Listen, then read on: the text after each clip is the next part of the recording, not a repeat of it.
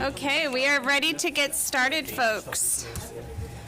Good evening. Welcome to the RSU 14 Wyndham Raymond School District Board of Directors meeting. Today is Wednesday, March 2nd, 2022. It is 6:30 p.m. and we are in the Wyndham Town Council chambers. May I have a roll call, please? Sure, and we have Kate Brick joining us remotely tonight. So Kate Bricks. Here. Jessica Bridges. Here. Jenny Butler. Here. Marge Gavoni. Here. Pete Hensler. Here. Char Jewell. Here. Kate Levier. Here. Scott McLean. Mike McClellan. Here. Al Potter. Here. Right, and could I have please everyone rise for the Pledge of Allegiance? Pledge allegiance to the flag of the United States of America and to the republic for which it stands, one nation, under God, indivisible, with liberty and justice for all. Thank you. Mr. Howell, are there any adjustments to the agenda? There was one adjustment that went out for a refresh of the agenda this afternoon, which is the actual motion on the school reopening plan. The change that was done was adding the date that was discussed last night. And that is the only change. Okay, thank you. So I will now open it up for public input. Just as a reminder, this is the opportunity for the public to comment on items that are not on the agenda. Again, we do have the 3-minute time limit still going on. I've seen some new faces, so we just want to make that reminder out there as well. So would anyone like to comment on anything not on the agenda this evening? Hi, Rebecca Cole, Wyndham Primary School. I just wanted to acknowledge the fact that today is Read Across America Day. I know my classroom and several others in the building celebrated Read Across America with honoring diverse readers, which is the recent, in the last couple of years, theme for the endorsed Read Across America program, and we had a great time sharing lots of books about lots of different kinds of people and families, and I hope that everyone had a chance to do that, and that if not, they'll have another opportunity later this week to do so. So happy Reading Day. Thank you. Would anyone else like to comment on anything not on the agenda?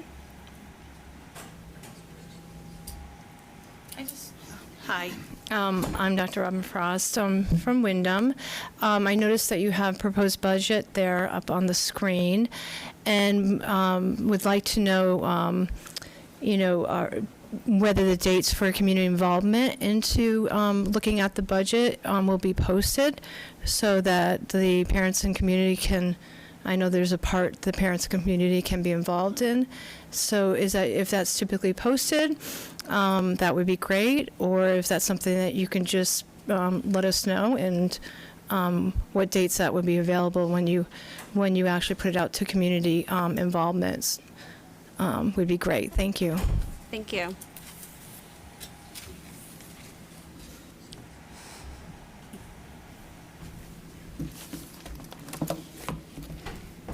My name is Jamie Mcalpine. I am a special ed tech and special ed secretary at the Wyndham Primary School. I'm also a resident of Wyndham. I'm also the president for the Raymond Wyndham ESP Association, and I serve on the MEA Board of Directors. So I wrote down what I wanted to say because I needed to put all of my thoughts together. After each board meeting, I typically receive texts and messages from my RSU 14 colleagues thanking me for sharing some of the positive things happening in our district. Unfortunately, I have to stray away from that tonight because that is not how our staff are feeling currently. After last night's meeting and throughout the day today, I had many staff members across multiple job classifications, some not even falling under the contract I represent, reach out to express their concerns and frustration. They asked if I had seen what was being said about our colleagues on social media. They were appalled that they and their colleagues were being accused of doing atrocious things within their classrooms. They were incredibly disheartened that after the years of hard work and countless unpaid hours that took them away from their own families, that they are being targeted and treated this way.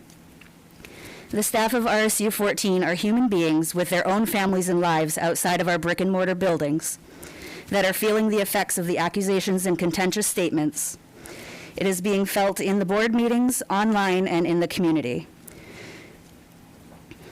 We are now having to have hard conversations with our families and make hard choices about our futures that none of us thought we would be having when we were sitting in our college classes learning how to teach and work with children.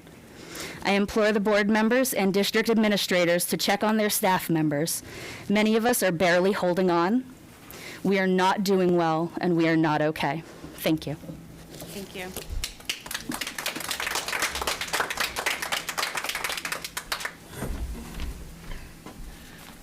All right. I'm Hannah Bernier from Wyndham. I would like to thank the members of the school board for their patience and demeanor, which many of you hold yourself to each week during public comment. The 3-minute guidelines help keep conversations focused. I'd encourage everyone in the room to be respectful to any and all within this room. The meeting I attended last night, where some community members addressed other community members, should never be allowed. Common courtesy of others is really not that hard of a concept to understand. While a 3-minute limit could be a frustration for some, it does make it possible to keep meetings at a reasonable length of time. A reminder that less than 3 minutes is also acceptable. Shelley mentioned multiple times in the meeting that the board should not continue to do the same things and expect different results, and stating that coincides with the definition of insanity. A few members of the community could also apply this principle. As a taxpayer myself and a parent of 2 students in our district, I would like to see that the board and Chris and Christine would be able to continue to put focus on what is needed and wanted for students of our district. The amount of wasted time that the board spends gathering paper evidence for concerns of the week brought to the board each meeting. If it's not one thing, it's another, week after week. This is not the majority of people, just a few. Have a belief. Great. Do actual research, listen to a variety of views, come to a conclusion. The cherry picking of random facts from random resources is getting really old. The conspiracy theory of the week is getting really old. Just because a person says something at this podium does not actually validate anything that the person is saying, and just because you say it louder does not make it more true. The stretches of truth, the misunderstanding of what concepts actually are, and the lies spewed from some of those up here at the podium are quite disturbing. As you may be aware, speaking and listening and being a clear and effective communicator are taught and practice expectations for the students of our district. I would love to see time, energy, and effort put into the disillusioned and repeated presentations be switched over to be putting the same amount of time into the effort and energy to support and assist students within our schools and create opportunities to become examples for our students and our students to learn as they become contributing members of our society. The inconsiderate outbursts and lack of concern for others present in these meetings when someone feels that their show and tell time at these boards does not seem long enough to some is really getting old, and it's actually very ineffective. The way in which students, even as young as first grade, can communicate is much more considerate, more concise, and more effective, and oftentimes more articulate than presented by some. I hope that these few community members hear the feedback that of many of those presenting. Now we sometimes hear you as the way that the sound that the Charlie Brown and his friends may have heard adults speak in cartoons long ago. Be effective. I also want to encourage those using the conspiracy theory buzzwords such as indoctrination, CTR, and equity to please research the actual meaning and proper usages of these words. Isolated incidents should be handled on a smaller scale. The board and community can address widespread issues. Personnel issues and any other profession would never be there for public comment. Thank you for your time.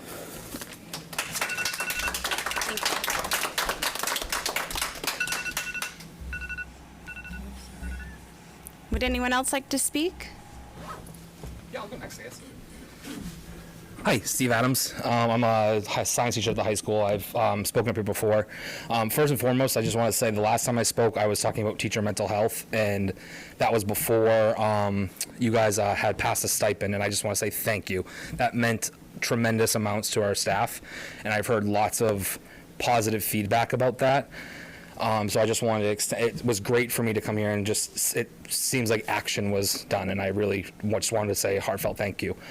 The other reason I'm here is, I can only reiterate what Jamie and Hannah have said, is that last night's meeting made a lot of teachers feel uncomfortable. There are a lot of teachers that watch these meetings.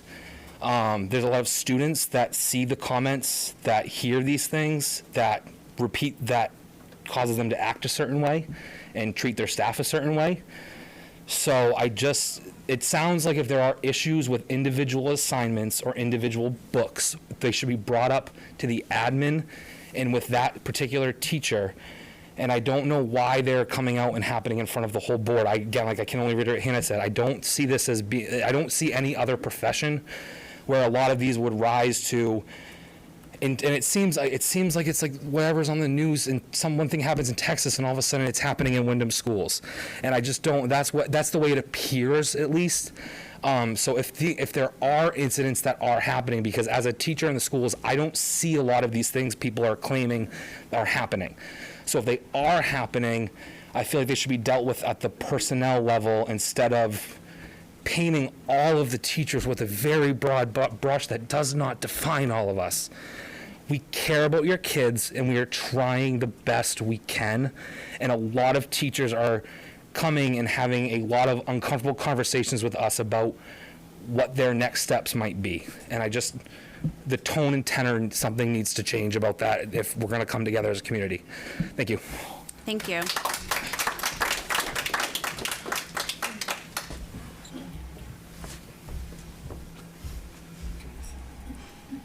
Hi, I'm Melanie Curie. I'm a parent, a resident, and a school staff member in Wyndham. I'm an ed tech at the primary school. I watched the school board meeting last night, and I heard many public comments. I came here tonight to express just one thought in particular, and that is for my appreciation to the staff of RSU 14. I want to thank you for supporting my kids during a very challenging time. I want to thank you for working so hard to keep all of the kids safe through an evolving pandemic. And I want to thank you, the individual teachers and the staff, who despite your own struggles with uncertainty and exhaustion, continue to show up to teach and support our students. I'm both proud of and impressed by the staff's professionalism and dignity. Thank you.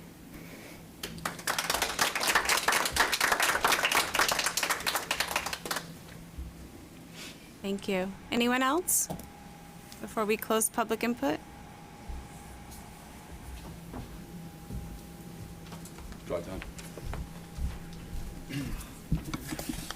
Ken Clark. I hear what everyone's saying. I truly do. You guys have, the staff is addressing the public, so I'm going to address it back just a little bit. Things that come home sometimes we are not comfortable with. I've addressed them at the board for 3 months. I've asked for questions to get back on them. Simple questions as to how certain things they think are going to help my teacher.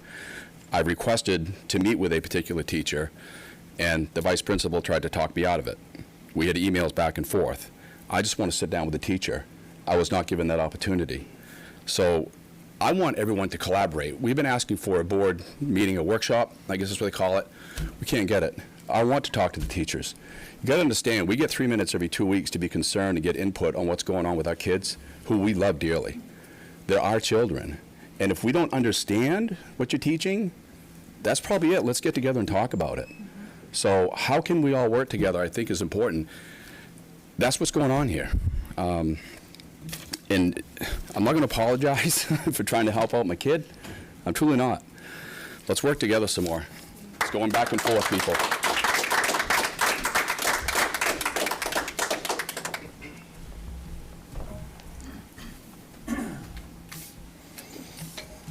Hi, everybody. I'm Stephen Napolitano. Thank you for letting me speak.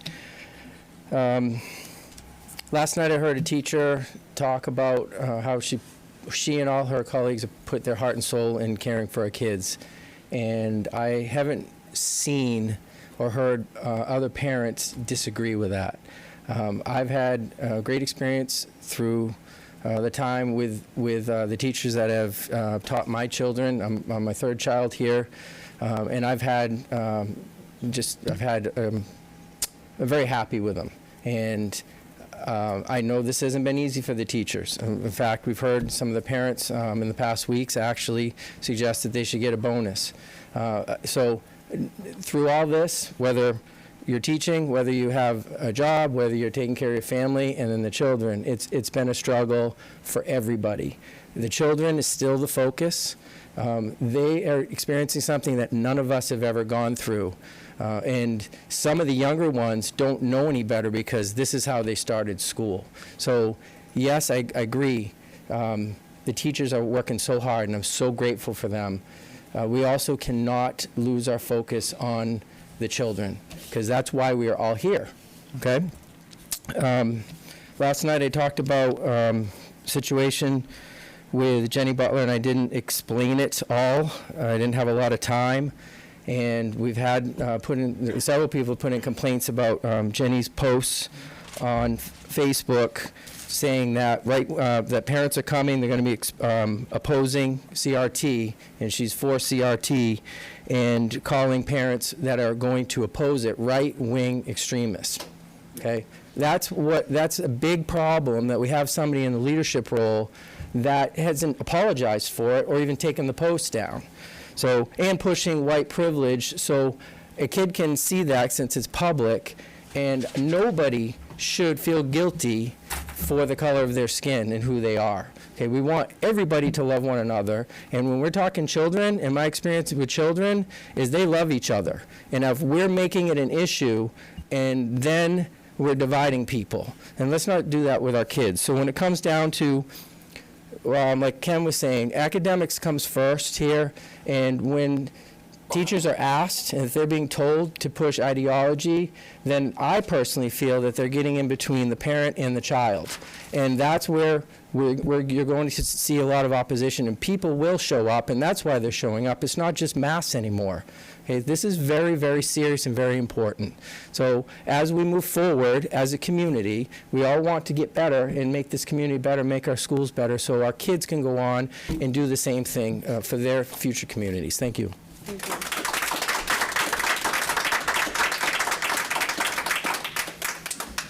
Anyone else?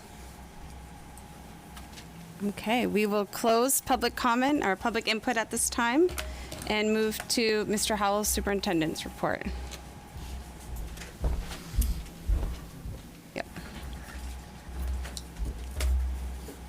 So I will try to keep this brief tonight because I know we have a very a packed agenda. So first of all, it's nice having everybody back from vacation week. It's also nice to finally see some things moving health-wise, and maybe coming to an end of the last 2 years of what we've all been living. So I know that we'll have a chance to talk a little bit about more about that tonight. I'm going to save most of my comments for some accolades for some individuals within my budget process tonight. But just wanted to point out one thing for the community, which is, and I know he's probably watching tonight, but Phil Rossetti, who is the assistant principal at Windham High School. Phil has been in the district for, I think, actually as long as I have been, except for the 1 year he decided to go over with Ryan to South Portland, which was a mistake. We brought him back. But Phil is now one of 3 national finalists for National Assistant Principal of the Year.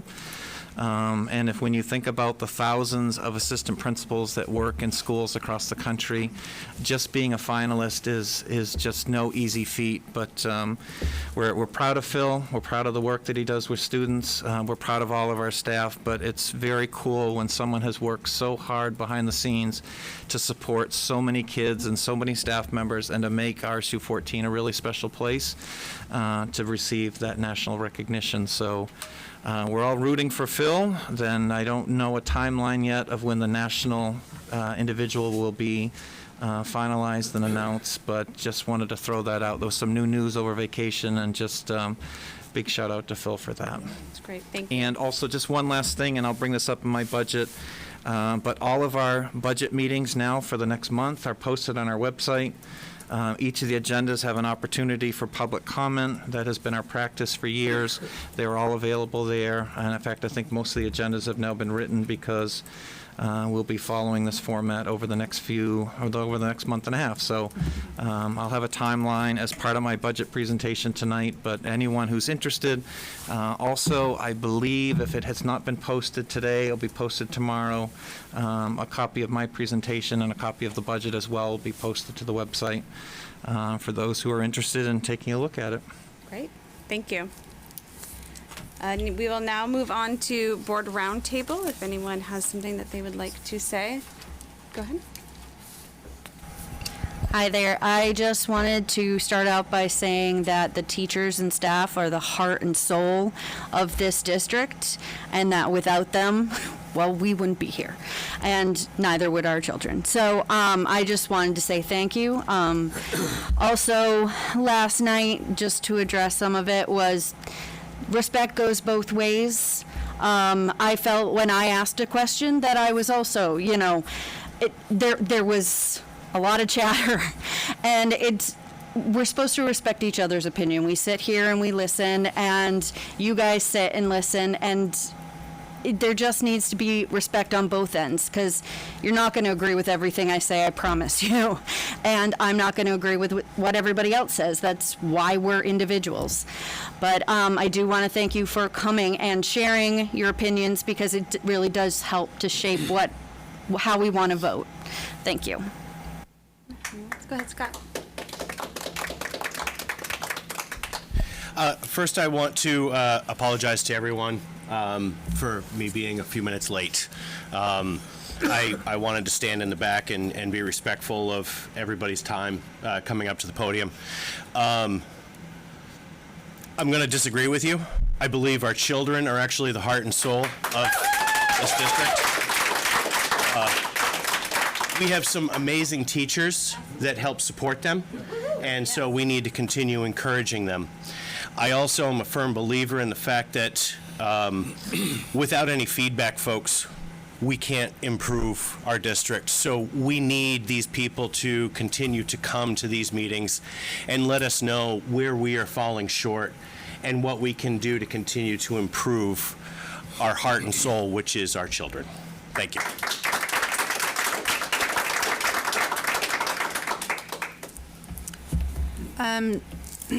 So I appreciate the folks that have sent emails today and have come and spoke so far this evening.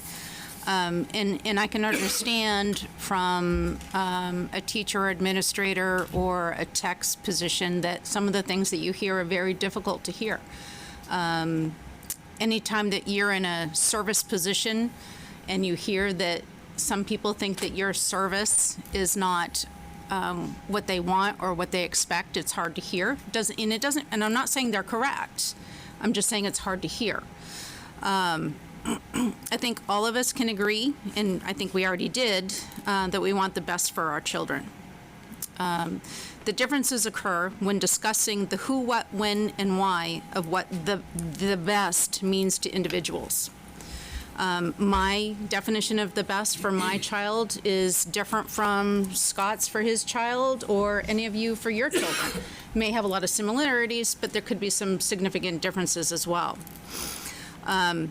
We need more one-on-one conversations between parents and teachers, so nothing is lost in translation or assumptions made by anyone. I think that's what's happening, is there's a lot of assumptions being made on both sides. And we need to invite people to have discourse and dialogue. The last 2 years have brought out the best and worst in people. Everyone is raw for various reasons. The current political climate does not help. When parents hear of things happening across the country, it is natural to question if it's happening locally. I think anybody would question if it's happening locally, whether it's an issue with the schools, your children, crime, politicians, laws, whatever. You wonder. And it's more personal when it may involve your children or your grandchildren. We need to reach out and discuss with each other concerns we have and build a trusting relationship between parents, teachers, and children that works both ways, works all ways. Only through a committed, trusting partnership can our children thrive. Thank you. So I'll jump on that too. But first, most importantly, because it's Read Across America Day, I'm in the David Baldacci series, and there's like 9 or 10 different books. They're all mysteries. I'm addicted to it. So I'm in the Shaw series, if you're keeping track. So someone said this is wasted time, and I have to join you and disagree that I don't think it is. Sometimes it's uncomfortable. You may or may not know when you guys talk, we're not allowed to answer you. We've been told we can't answer you. So that's uncomfortable.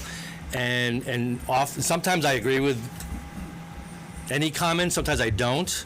And it's hard to sit here and not engage with that. So, but is it wasted time? No, because I think we can always learn from everything. I think that engaged teachers, engaged kids, engaged parents, that's a great formula. When I filled this seat, and since a few times I've been told my job description is about the teachers and the kids, and I say no, the parents too, and I'm told no, that's not in the job description. I believe it's in the job description because I don't think any of us can be successful unless that's all involved. So I'll just close by saying the last 2 nights have been, I think, pretty incredible in some ways. And one thing, if you haven't noticed, many, if not all of you have at some point said it's about the kids. You've got issues, but at the end, everybody wants it to be about the kids. And I think we just need to grab that and run with that. So, and I think we are. I think we've got to start towards that. Jenny? At a few recent school board meetings, there have been a couple of community members who think I should resign my position on the RSU 14 school board. I received a couple of inquiries and was asked to explain. These community members claim that I violated the board's code of conduct, which is not true. In early December, I shared an article to a Wyndham Raymond Facebook group about events at school board meetings in Connecticut. What I posted was, quote, "I think this is interesting and it's definitely better to be prepared," unquote. What does this mean? Because of my experience as an educator, I consider many articles interesting and often suggest that others read them too. As a parent of 2 Eagle Scouts, we teach our Scouters to be prepared. I was a volunteer for the Scouting organization for many years. I still live by the saying, be prepared. Saying something is interesting and saying to be prepared doesn't mean that I'm for or against it. I deleted the post within 2 hours because of the nasty comments that were being made. Some comments were made at me directly, personally, and I was concerned for my safety. Also, several of those who commented jumped to conclusions that I was pushing an agenda, which I was not. To the community members who have asked this more than once, stop harassing me.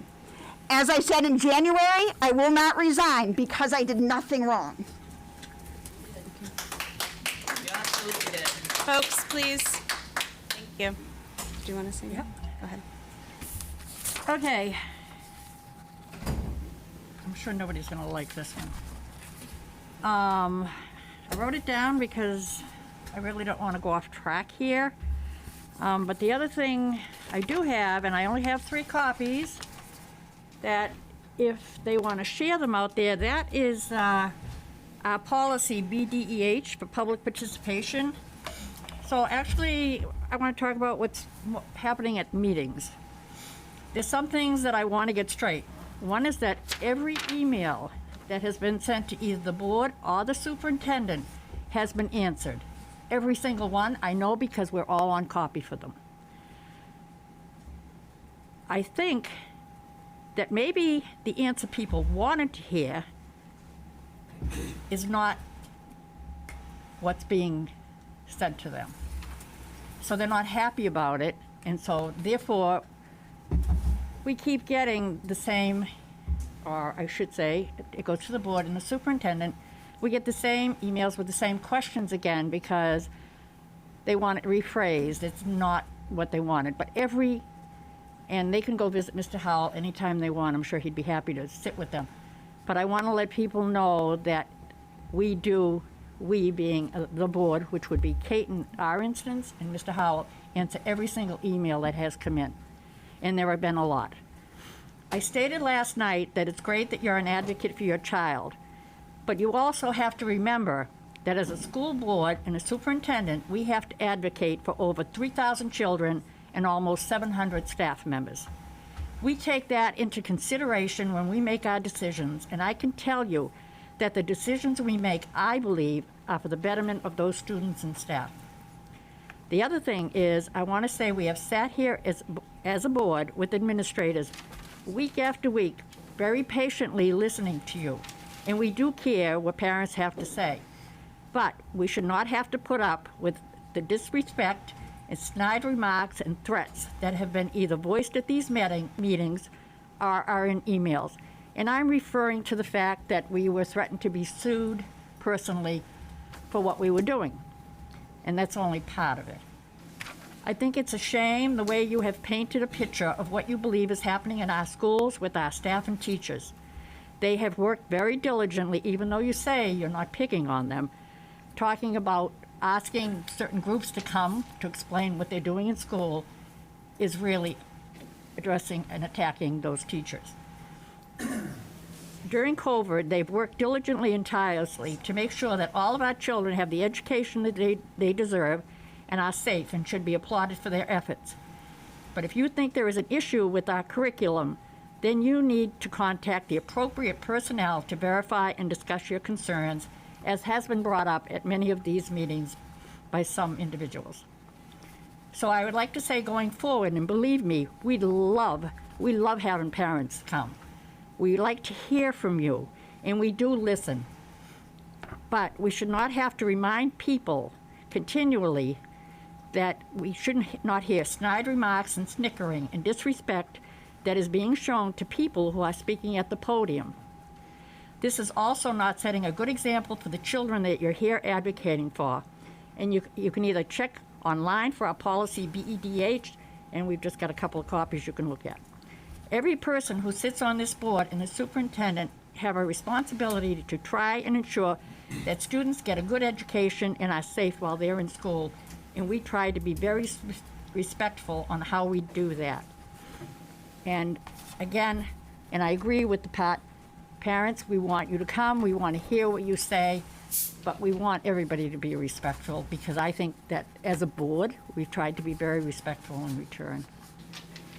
Thank you.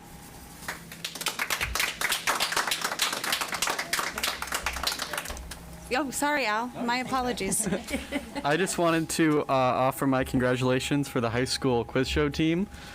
2 weeks ago, they entered into a quiz bowl competition, regional one, and they placed 6th overall, and we were the first in Maine.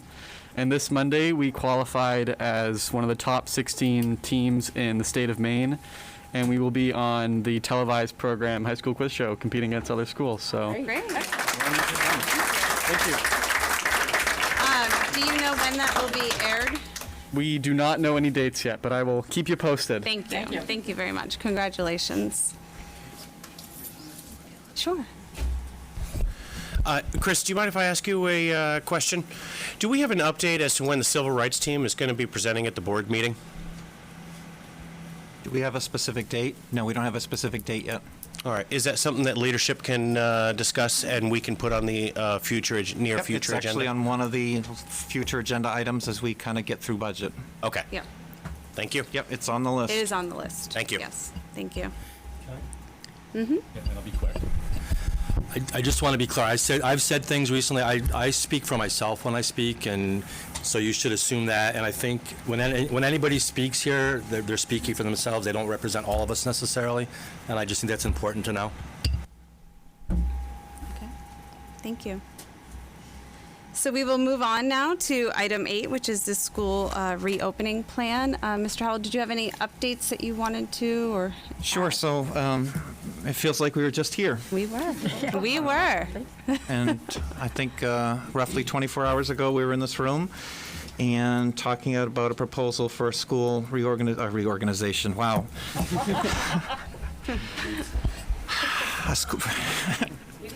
Return to school plan. Wow, it's been a long 24 hours. But we've been talking about a return to school plan and also talking about an optional masking plan. And there were elements, there was some data that I shared last night.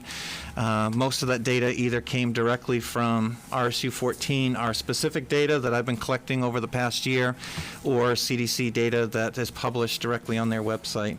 And so we had a chance to talk about that. We had a chance to look through some of the data, where we're trending, and then ultimately at the end of the presentation last night, I made the recommendation that we look at Monday being mask optional. And part of the reasoning was if the board should choose tonight's Wednesday, right? So the board choose tonight, that we need some time for some communication and time for staff to do some preparation as we make that transition.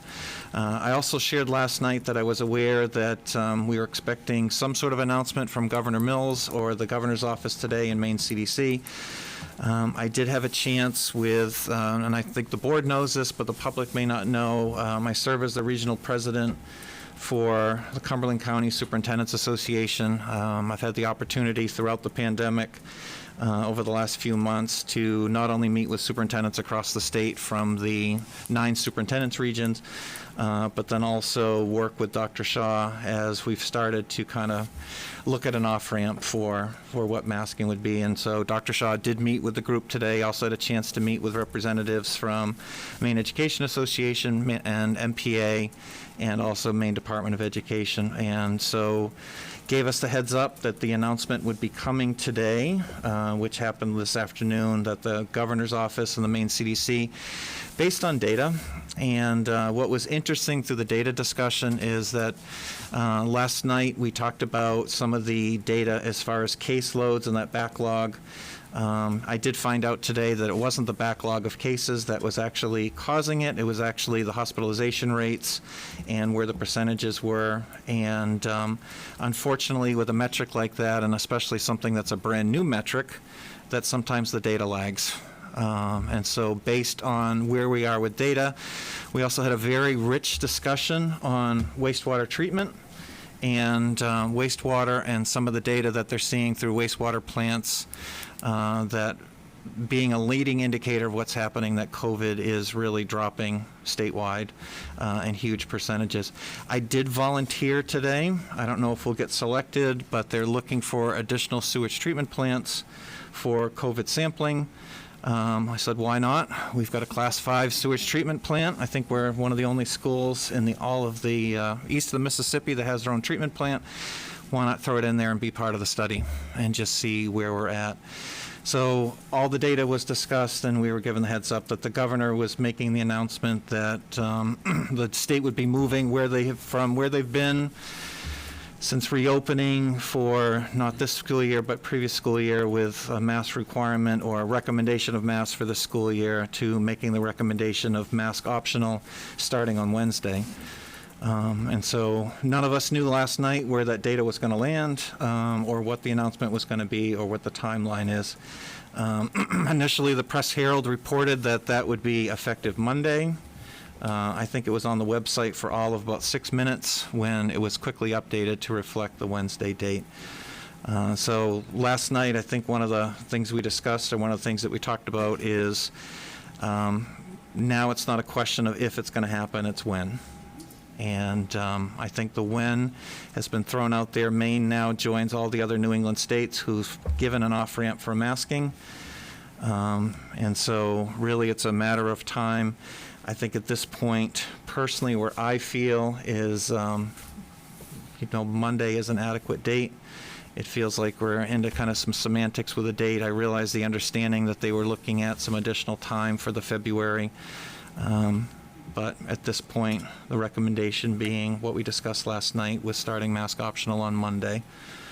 And so this is obviously an opportunity for the board to work through their process and to make a decision tonight. Honestly, after working through this problem and working to support all the wonderful students and staff in RSU 14, personally thinking, you know what, it's going to be great to maybe talk about something different than masks.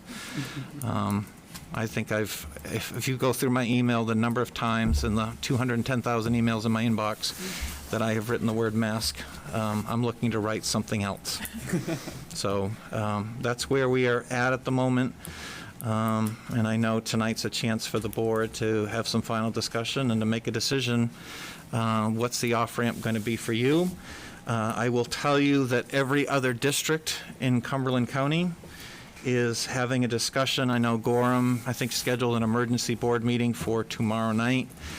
Scarborough's meeting tomorrow night. Yarmouth met Monday night. Falmouth met Monday night. Cumberland's meeting this upcoming Monday. There's lots of rich discussions that are happening even as we speak in places around the county as people look at what are the next steps for districts. Great, thank you. May I have a motion, please? I move to approve the superintendent's recommendation for the updated school reopening plan for optional masking to begin March 7th, 2022. Second. Thank you. It's been moved and seconded. We will now move into public comment on the motion. I will remind people, even with this portion, we have the 3-minute time limit in place, and I would ask that folks are please respectful as others are speaking. As we've heard tonight, it is 100% okay to disagree, but it is not okay to be disrespectful to others. So thank you. Would anyone like to, any in the public would like to comment?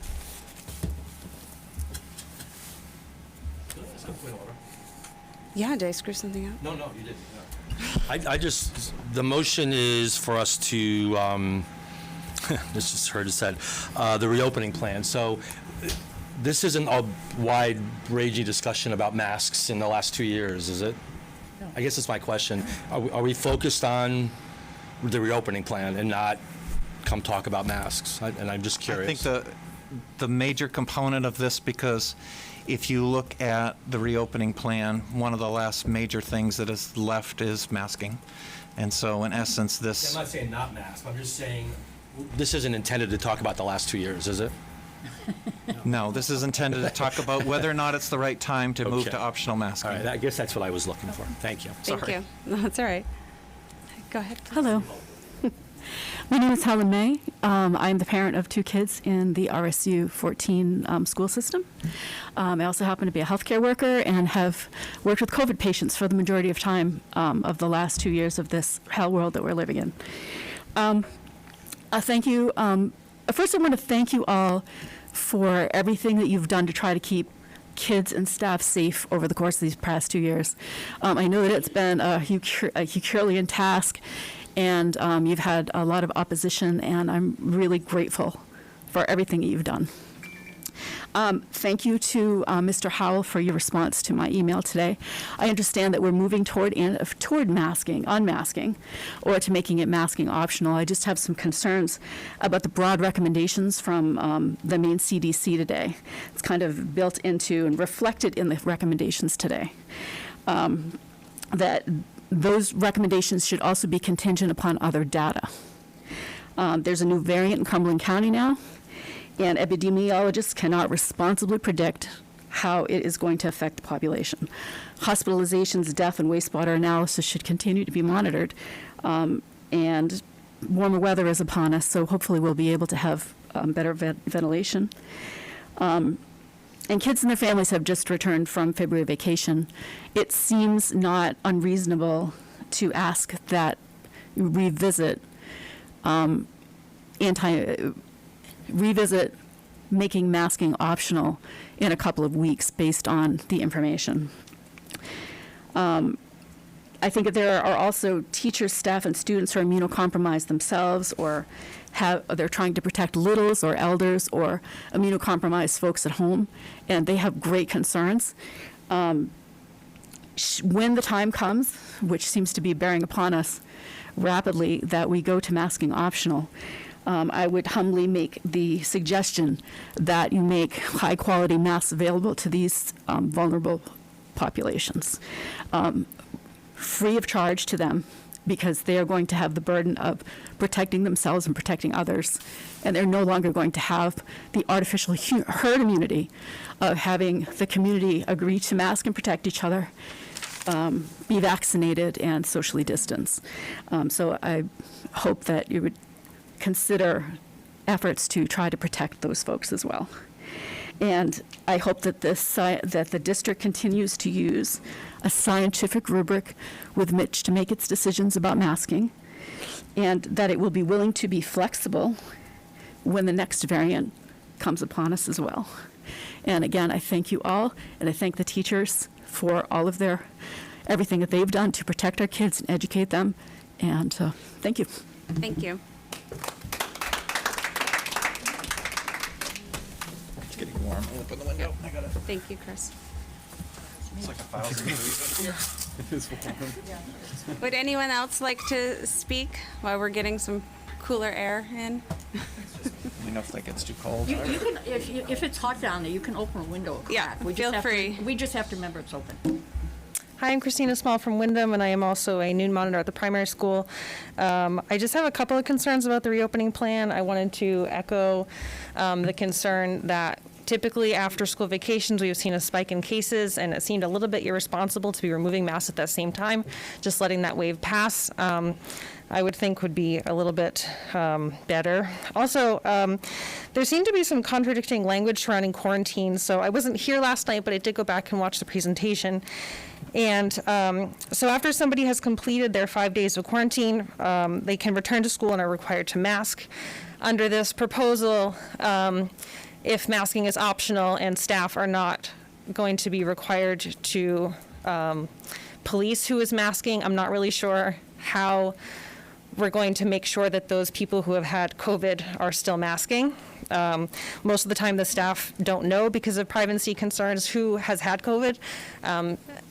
So I'm just not really understanding. I didn't see how that worked into this plan.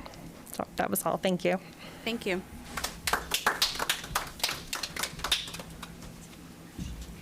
Anyone else?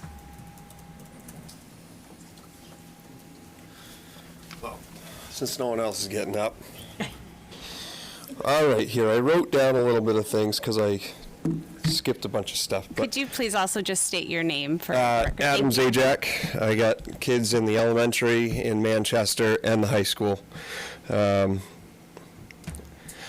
So I'm just curious because I came here yesterday to talk about proper mask usage, and I just wanted to know when that was becoming bullying, because I feel like I was pointed out as somebody that was bullying how you guys, what kind of mask you guys were wearing. The next thing I want to say is I understand that some of you want to wear masks and you want to be safe, but other people want to live their lives and not in fear, because living in fear is not living in my feeling of this. You know, the other thing is when I left here last night, I went home and I got to catch the end of the State of the Union, and I saw hundreds of geriatrics hugging each other, and they are the most vulnerable in COVID land. All right, so how in the world can they not have masks, but my little 6-year-old, 10-year-old, and 17-year-old have to wear masks 8 hours a day at school, but around their chin? You guys are making the safety guidelines for how our kids are wearing their masks, and you're not enforcing how to wear them correctly. So how scared are you? CDC came out Monday, a day before the State of the Union, and said Washington, D.C. doesn't have to wear masks anymore. Imagine that. This is such a political theater, because the masks that they're handing out at school, these do not stop what you're trying to protect yourselves from. You right there, sir, you have an N95, and that is correct. That is the correct way to do it. For 2 years, we've been under this, where we have to send our kids and tell them why it's a good reason to wear these masks, playing sports, sitting in classrooms, and running on playgrounds, when they're not doing their job. Why, over 2 years, haven't we come up with a better solution or better safety measures to take care of our kids? If that's really a concern right now, why aren't we doing that? Why aren't we offering N95s to these children at our school, free of charge? There's no reason anybody should be having to pay for these, and I don't care if we throw them out every day. There's trillions of dollars going through the government, and I'm pretty sure they can afford some N95s to properly Thank wear. you. I really don't want to be cut off right now. I'm sorry, sir. Thank you very much for your time. Thank you.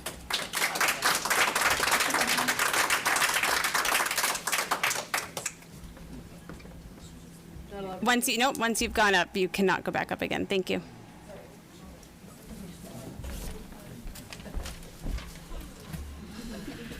So I have varied thoughts, and I'm Hannah Berner. I have varied thoughts, and they kind of go up and down, and I never know like what I truly believe or not at times with the masking. There's a lot of people that I think do need the protection. There's also a lot of people that need it off, and so I don't know truly where I stand with that. I am an employee of the district, and so I will do what I need to do based on what moves forward. I would like till Monday, if it's considered that the proposal would change in some way for earlier, only because I would really like time to be able to process with my students. I think it's important that if they have questions that arise, we're able to figure out a way to communicate with them or ask them to ask their parents, and find a way in which we can have these students have the ability to make a transition. We've had a lot dropped in our laps and having to turn on a dime, and that's when it's had to happen. We now know and we can do some planning. So when questions arise, being able to give the opportunity to the kids to process at least for a few days. Students brought the concept up in my classroom today, and we had a conversation, and this is all that they know. They're first graders. So kindergarten and first grade, this is all that they know. And so giving them the opportunity to have that time, I think, is very important. Over the past few years, a lot of what we've talked about is the social emotional portion of it. And I do wonder with budget season here, it's been mentioned by the community and also by the board of the concerns that we have. And I didn't know with the budget coming up if there's a way that we can provide more school counselors. It's a suggestion. It doesn't mean that it's going to happen, but I think everyone would agree that we need some more help and support in the schools. I appreciate the mention of the privacy laws and day 6 through 10, if a student's feeling better returning to school, and how that would work for masking. And also that, let's see, there's one more thing here somewhere.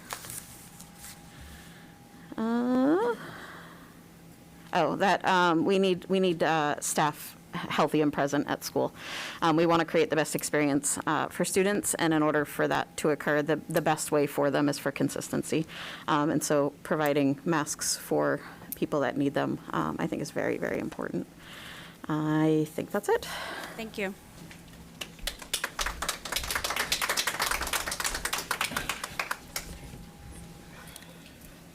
Last night it was discussed about the bullying. Do you mind just stating your name, please? Beth Hall. Thank you. Last night it was mentioned about the bullying that possibly could go on if there's optional masking from the anti-maskers and the maskers. So I didn't know if a policy came up last night or if any discussion was, anything was solidified in that area of repercussions. District has a bullying harassment policy. It's policy JICK, if you want to take a peek at it. And so we would follow the steps that are outlined in JICK. There's also on our website, there's a spot where people can report, and then depending on the grade level, age level, gets reported to the building administrator in that particular spot. Okay. Thank you, Chris. Thank you.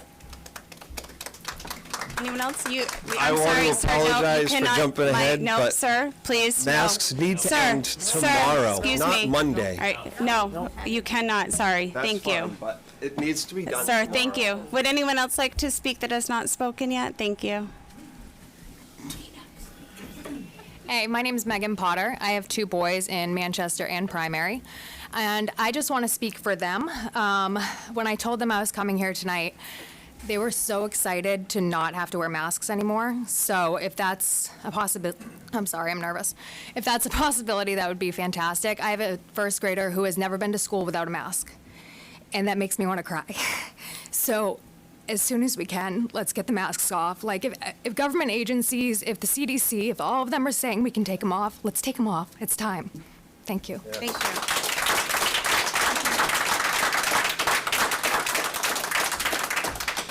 My name's Casey Downing. I'm a junior at Windham High School, and I just have a few questions for you guys. So first of all, I don't get why at lunch we can take our mask off when we're sitting so close to people, but then in the classroom where we can't take our mask off, and then I'm walking down the hallway, I have my mask on my chin, and no teacher says anything to me.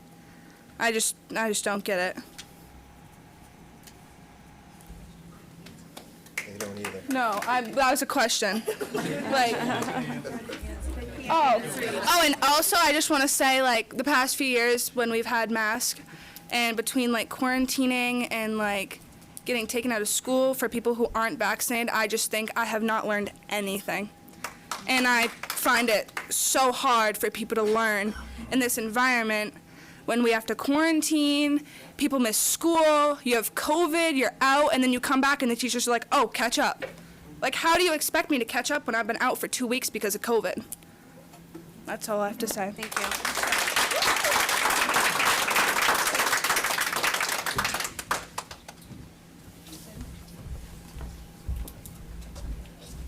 My name's Carrie Grant, and I'm just going to go off of what the student just said. 4 days into the school year, I pulled my daughter out of school and homeschool her now because of what you said.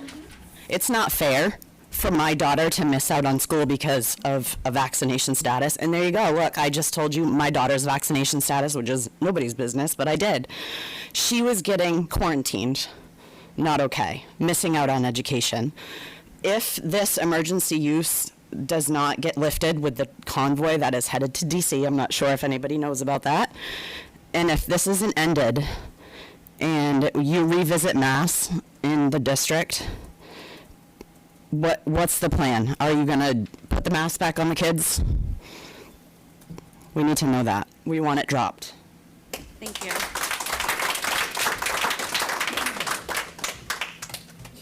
Would anyone else like to speak?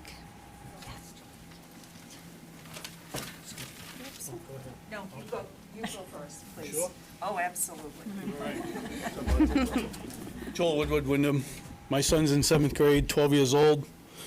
Jeannie, you talk a big game about bullying and feeling intimidated. My son has been sent to the office, I don't even know how many times, because his mask is on the tip of his nose. Okay? It's here. The teachers want this for a rule. So it has to be at the bridge of your nose. So that ½ an inch apparently is the difference between life and death with COVID. He's had a lot of training in masks. I've had training in masks. Loose-fitting mask, stubble, it all allows large particles. If it's going to allow a large particle, it's going to allow an airborne virus. They ain't even going to slow it down. But back to feeling intimidated. Think about yourself as 12 years old. You go to school, somebody bullies you. You come home, you tell your parents. What am I supposed to do? The very next day, back to school. I've been in that office more times than I care to count. I've had more phone calls with Mr. Hill, Mr. Patton. Finally, I had enough. I was this close to a harassment case because of an ed tech who every day I do just wants hang on one second. No, sir. We do have a policy in place where we cannot have public grievances to staff members. whatever. So please, I'm just going to encourage you to not push that. He was sending my son daily. The last time it happened was in the afternoon in the hallway. Hallway full of kids. He grabs that boy, go to the office, get a mask. Very next morning, he doesn't make it out of first block. I get a text. I'm in the office again. Half the time, he calls it out to me when I drop him off. They're going to send me today because it comes down below his nose. Because he has a lot of energy. He's always moving. He's always been that way. He's a kid. He's 12. That's right. So I got to send him back to this adult every day. Now, how about I follow you back to your house every day from these meetings? How are you going to feel? You're going to feel intimidated. You have a police officer out the door. Every day I got to send my son back to this guy. The problem with this is some, not all, not the majority, not by a long shot, but some want to input their own personal feelings. This little half inch doesn't amount to a pile of beans. He's doing good in school. This is the only issue. He went to school happy to be coming back to school. Now, he hates it because every day it's a mask, a mask, a mask. Oh, do an essay on a mask. What does a mask have to do with Wyndham's school curriculum? Thank you, sir. Your It's time. not teaching him anything. The timer, actually, you've got a little bit more than 3 minutes, so thank you very much. You're not for your teaching the time. kids. Thank you. Get rid of the mask. Thank you.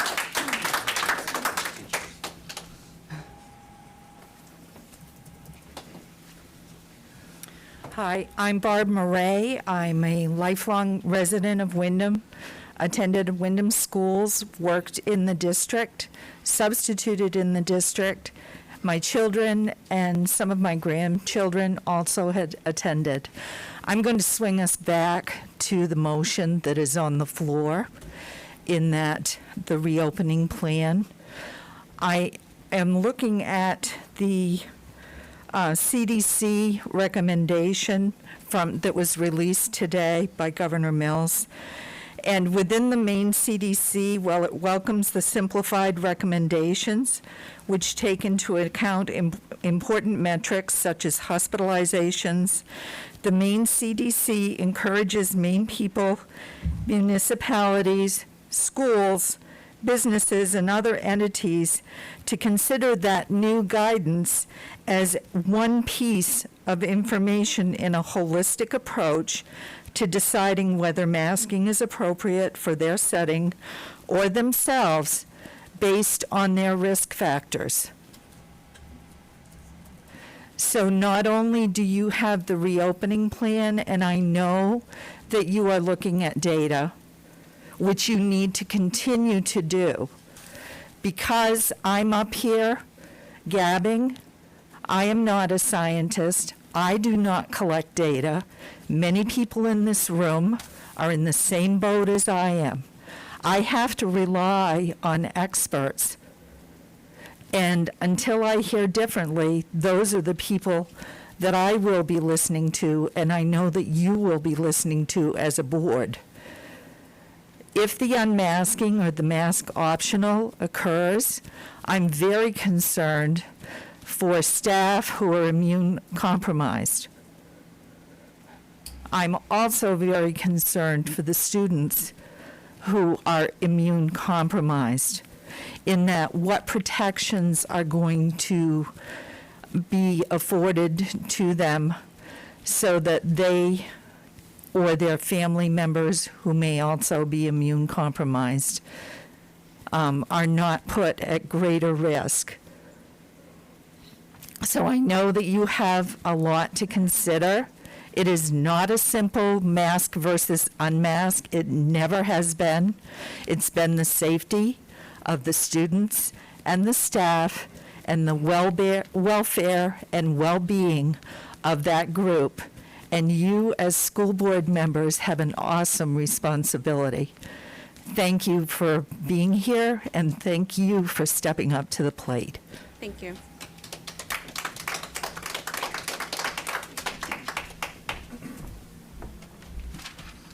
Hello again, I'm Stephen Napolitano. People want to live, and if living with a mask is their choice, they should. If living without a mask is their choice, they should. I'll bring it back to common sense. We have students in the room, right? Are any of them not wearing a mask? Are people running out of here in fear? Okay, but why are we forcing kids to do this in school? Right? The last 2 years ago, my daughter graduated with a mask on, forced. Last year, my son graduated with a mask on, forced. Please do not do this to the class of 22. Thank you.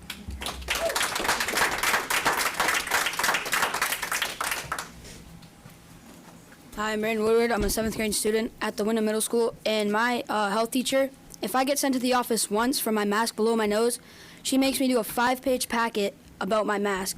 which I'm missing so much work from one little mask. Sorry, we can, again, just as I said earlier, we can't be talking about specific staff members, so. Okay. Keep going. And I'm missing so much work, I can't get caught up, which they get mad at me, and I can't do anything about it because they're the adults, and I'm a kid. So they think they have the advantage over me than I do over them. Thank you.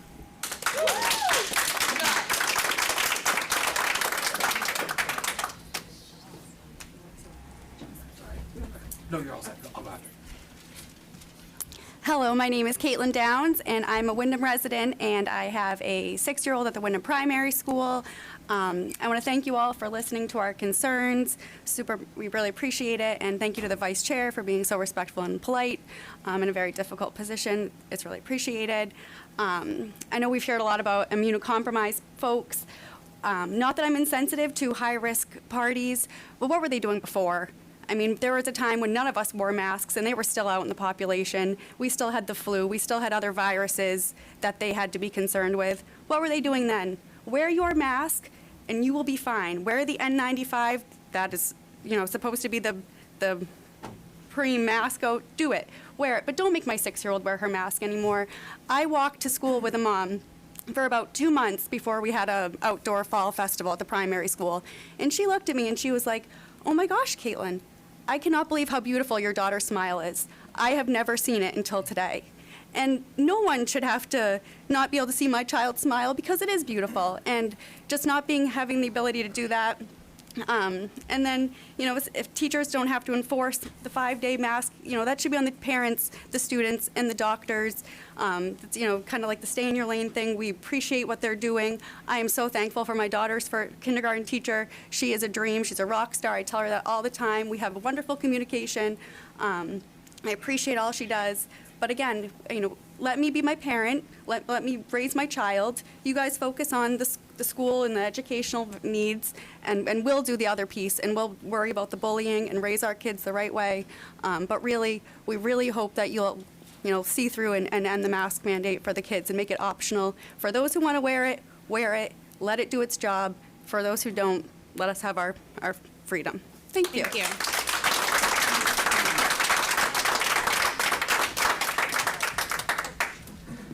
Hi, me again. Steve Adams, teacher at the high school. Just 2 quick logistical things from a staffing perspective. The first one being, I don't want it to get lost in everything else and all the emotional testimony about just the idea of the that quarantining, if you're COVID positive, that quarantining after. I think having that clearly conveyed to the staff as to we're not the ones responsible for that, if that's kind of the impression I got last night. So if that is the case, having clear communication around that. And it was kind of the understanding that there would, at least that understanding that this is the communication that you should still be checking your symptoms before you come to school and not coming to school if you're sick.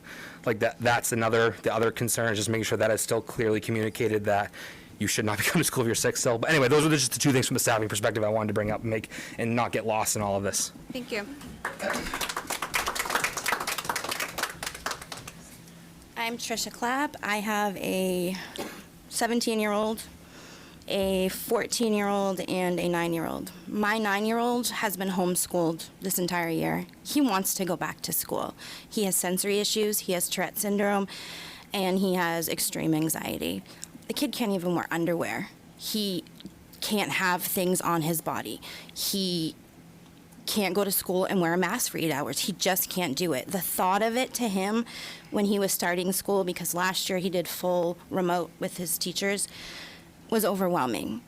I'm not a teacher. I don't like homeschooling my child. He's bright. He's an amazing child. But he needs structure. He needs to be in a place. But I can't compromise his mental health for that purpose. I have a 14-year-old that I pick up from school. The minute he gets in the car, he tears his mask apart with his teeth.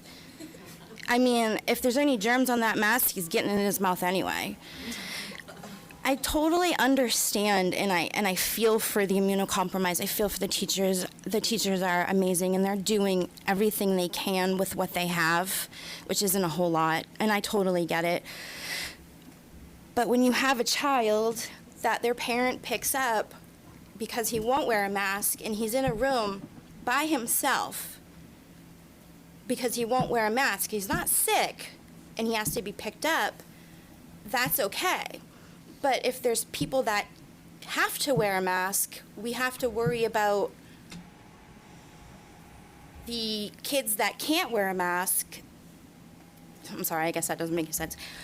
The kids that can't literally, like my son, cannot wear a mask, shouldn't be put on the back burner. I've gone through so much mental health with my daughter, with my son, with my 14-year-old. It's time to give it up. Let these kids live and let them have a life. Please. Thank you.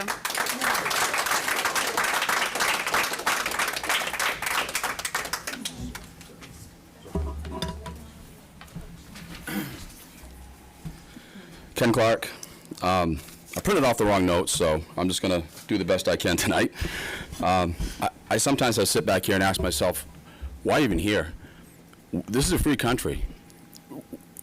It just baffles me that we have to come up here and plead that how we want our child to have to wear a mask or not. I mean, it should be choice, and we're offering choice to everybody. You can wear an N95. I can't live my life through someone else's fear, but you can't control mine either, or my child's, who is the most important here. Children are have the most resilience to this disease, period. But society is still keeping them masked. It's only because they don't have much of a voice that it's happening this way. We got to be the voice for them, and the school board does. School board is elected by the people. I think it's overwhelming support that we've heard masks should be optional. The student body has spoken very eloquently, that, and so have the students. They're done with this. I don't see how, in God's name, that they don't have the right to pursue their lives. It's just getting so overwhelming, I get very frustrated about it. I do hear you all, though, with the off-ramp. I like that term, Chris. Drew, it's Chris, excuse me. Let's call it exit 37. It's going to happen on the 7th of this month, okay? It needs to. It truly does. I do agree, though, we should have in some education on the kids as to, I am concerned about bullying. I'm concerned about that type of thing, how they're going to act with each other. I'm sure, Chris, you've got some good thoughts in your mind as to what you might tell them about it. Al, you're a representative of the kids, and I'm wondering if you might want to take up and take some time to write a speech and say it to the kids that this is an opportunity. You guys have all been through hell for 2 years. You've only got a couple months left this year, and so do the seniors. Kids are going to look different. I tried to use this carton of eggs before example, and I got gavelled on it, but everyone's been a carton of eggs in this whole high school for the last 2 years. People are different color. People are different sizes. Some people are going to have masks on, some people aren't. But you know, when you crack those eggs open, everybody's the same inside. There's no need for bullying. There's no time for it. And let's just kind of get everyone and the kids. And honest to God, Anthony Robbins, you can Google some of that stuff that he says for positive influences on kids and how to get them thinking positively. And if you want to put something like that in your speech, even if you want to do this, I don't know if you do or not, it's scary, but I really think that we have to get the kids working together. So much adult stuff's coming out there from everywhere. We get information coming from everywhere. Sometimes it's good, sometimes it's bad. And I guess maybe we got to use that to our advantage and say, okay, there is information coming from everywhere, and that's why some people feel differently than others. But let them think what they want to think, and don't be condescending to them for thinking that. Just things like that, I think you can say, and we can get off this off-ramp together. And I really plead that this motion should be nothing but unanimous. I don't see any reason how someone can stomp on someone's freedom. Any of you have the right to stomp on my freedoms any longer. Thank you, Mr.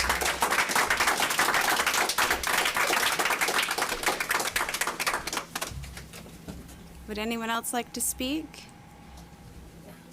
Might as well. Hi, Dr. Robin Frost again from Wyndham. I would like to, I have a 13-year-old in 8th grade, and I would personally like to thank each and every one of her teachers who have been unbelievably great. And I haven't seen a lot of parents on either side. I tried to sit with people that had masks on because I don't want us just to be separated. You know, I think we should be able to integrate in and respect the fact that you're having a mask and you don't, and you're sitting right next to each other. That's what we need. But I'd like to you know, again, it really comes down to, you know, parents should be the ones making this choice, this option. And I'd like, as a physician, to reassure everybody with the high-risk patients. My dad underwent a bone marrow transplant, and for a period of time, he had to be in isolation and in a bubble, so to speak. But when he went to graduation, he was required to wear a mask to protect himself. There were thousands of people there. There was not another person there with a mask, and he survived, and he did really well. So rest assured that this gentleman who was accused of bullying has OSHA certification and was willing to volunteer his time to help with any high-risk child to properly fit an N95 mask to anybody that's concerned about their high-risk child. And I thought that was very generous of you to do that, and I'm sorry you were called a bully. So I think, you know, taking these resources and having an understanding and working together, what are our concerns? You know, we can't be willy-nilly about, oh, the cases are rising, boom, the masks are going back on. We have to have a concrete plan. And the concrete plan has to come back to all the people making that decision, including the parents and the children and the teachers and everybody else involved here. So understand that we are individuals. You know, we are all different, and those choices have to be made by the people that are closest to those individuals that know them the best. And that would be their parent, their guardian, their physician, and their family members, and possibly teachers and people that are around them, but not people that don't understand them, that don't have the medical history. You don't know my daughter's medical history, but yet she was asked in a school event to wear an N95 mask, which nearly it caused a great deal of problems without consent to me, and that's not okay. You know, I think it was said, I birthed her. She's my responsibility, and I really would like the respect to have somebody ask me, hey, is it okay if I put this medical device on your child? So I think all of these complicating factors will be cleared up with that choice. Thank you so much, Kate, for being so great.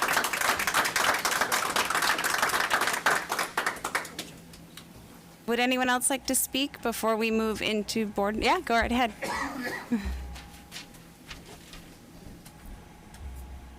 Hi, I spoke last night. My name's Melissa, and I'm kind of short. So I just was speaking. We're all on mass conversations. So with my comorbidity that I have, I'm required to wear a mask when in large groups of people, but I choose not to, because that's my choice. And I honestly think that that is my child's choice and my choice to make for my child. I went to Maine Medical Partners Cardiology for my stress test, where you have to run on a treadmill and you have like a zillion things all wired up to you, and you have a Johnny on open in the front, and I am a woman. And it was very awkward and odd, and it's hard to walk or run on a treadmill with a mask on, but I did it. While I was doing that, they were like, well, you can go more, you know, if you can still go, keep going. So I did.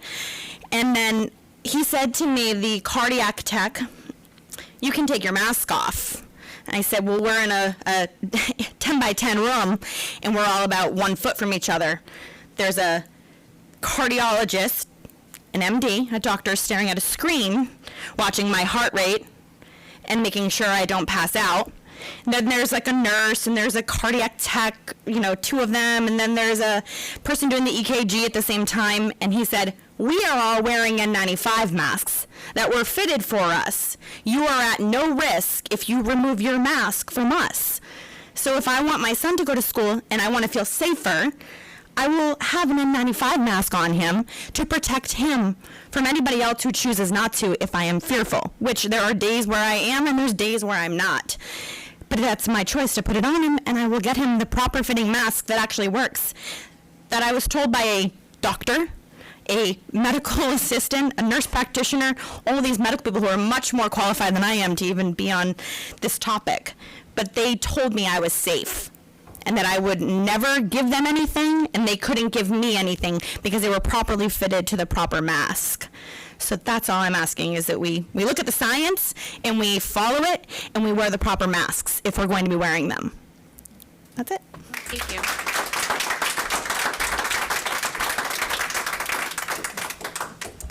Anyone else? Okay, so we will be closing public input and public comment, and move into board discussion. And just as a reminder, because we have closed public comment, you will not have an opportunity to come back up as we are deliberating. So, I saw Scott's hand first. Sorry, Shar. Thank you. So I just want to, I'm just going to address my colleagues up here right now. This vote should be an absolute slam dunk, folks. 100%. It should be absolute unanimous at this point. We were asked on August 17th to follow the SOP that was handed down to us from the Maine CDC. There was a few of us that did not support that, and we were outvoted, and so we ended up supporting the SOP. The SOP is written by experts in Augusta.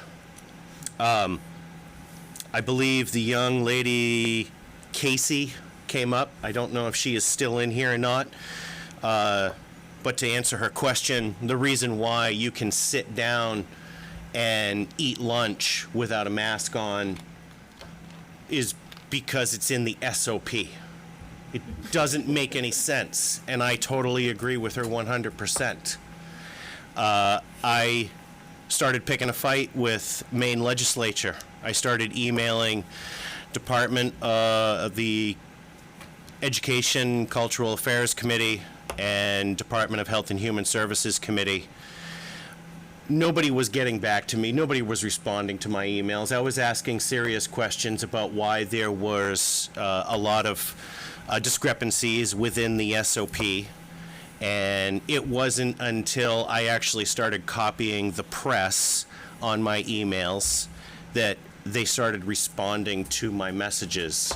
And basically what I was being told was, well, the SOP is written by the Maine CDC. Well, the Maine CDC told me, well, we're run by the Department of Health and Human Services. Coincidentally, it's an election year, and this is where we are finding the SOP starting to change.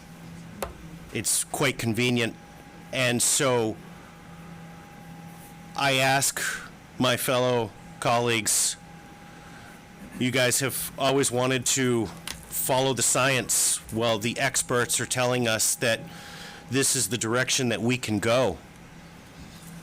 Why are we all of a sudden, why would you even consider not listening to the experts and following the science at this point?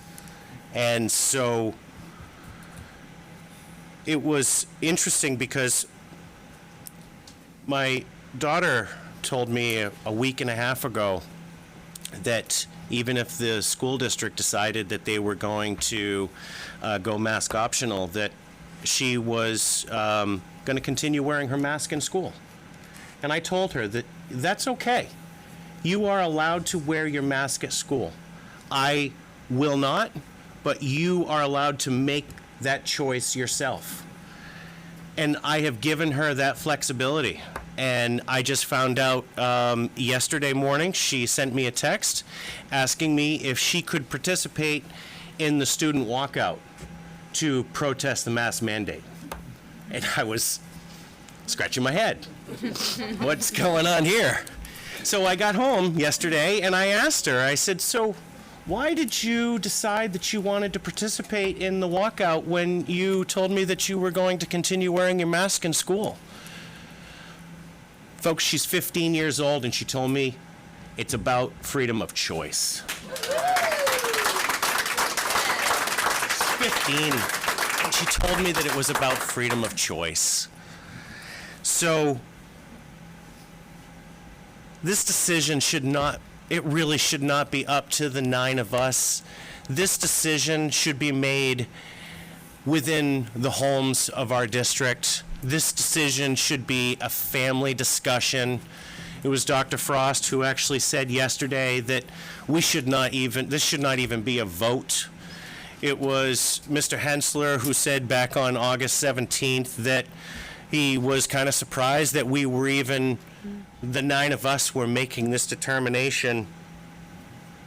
So this should be a slam dunk, and I will ask that if this vote goes through, which I think it will and I think it should, I challenge everybody, parents and teachers, when you let your kids know that masking is optional, I want to see so many videos of your kids' reactions.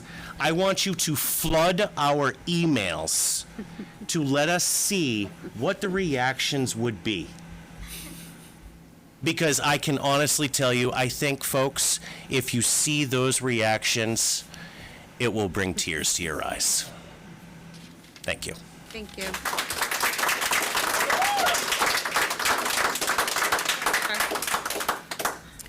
So, just to kind of add on to what Scott had to say, so the reason we've been in the situation we've been in the last 2 years is because of the people that we have elected. Yes. And it's because of the people that we've elected over the years that hired the people to work in administrative offices that make these decisions that we've ended up here. So it's going to be I think it's like every 2 weeks I tell people, get off your couch, become involved, learn, and go vote. Whichever side of the aisle you land on, I don't care, as long as people vote and make their voices heard. With that being said, my daughter, who tells everybody that she's super shy, came to the meeting last night and joined again tonight. She's out there. I won't point her out because she'll kill me. She's a freshman at the high school this year. And all along, she said, Mom, I don't give a crap if we have to wear a mask or not because nobody wears them properly. So it doesn't matter. Which just kills me because it's all for show. It's all pretend. But anyway. We've been told for the last 2 years to follow the science. The science now says that masks are not needed. Science also says that anything less than an N95 will not stop COVID. Majority of the students do not wear an N95, nor do they wear them correctly. As I mentioned last night, the science also is starting to say and address the social distancing and masking that has damaged our children, especially young children, over the last 2 years, and that only the science of the future will tell us the long-term damage that it has done to our children, and that makes me very angry. I am thankful that I don't have a young child. I'm thankful that I have a child that's old enough to rationalize and understand why we've been put in the situation we've been put in for the last 2 years, and I'm going to do my damnedest to make sure it doesn't happen again. Thank you.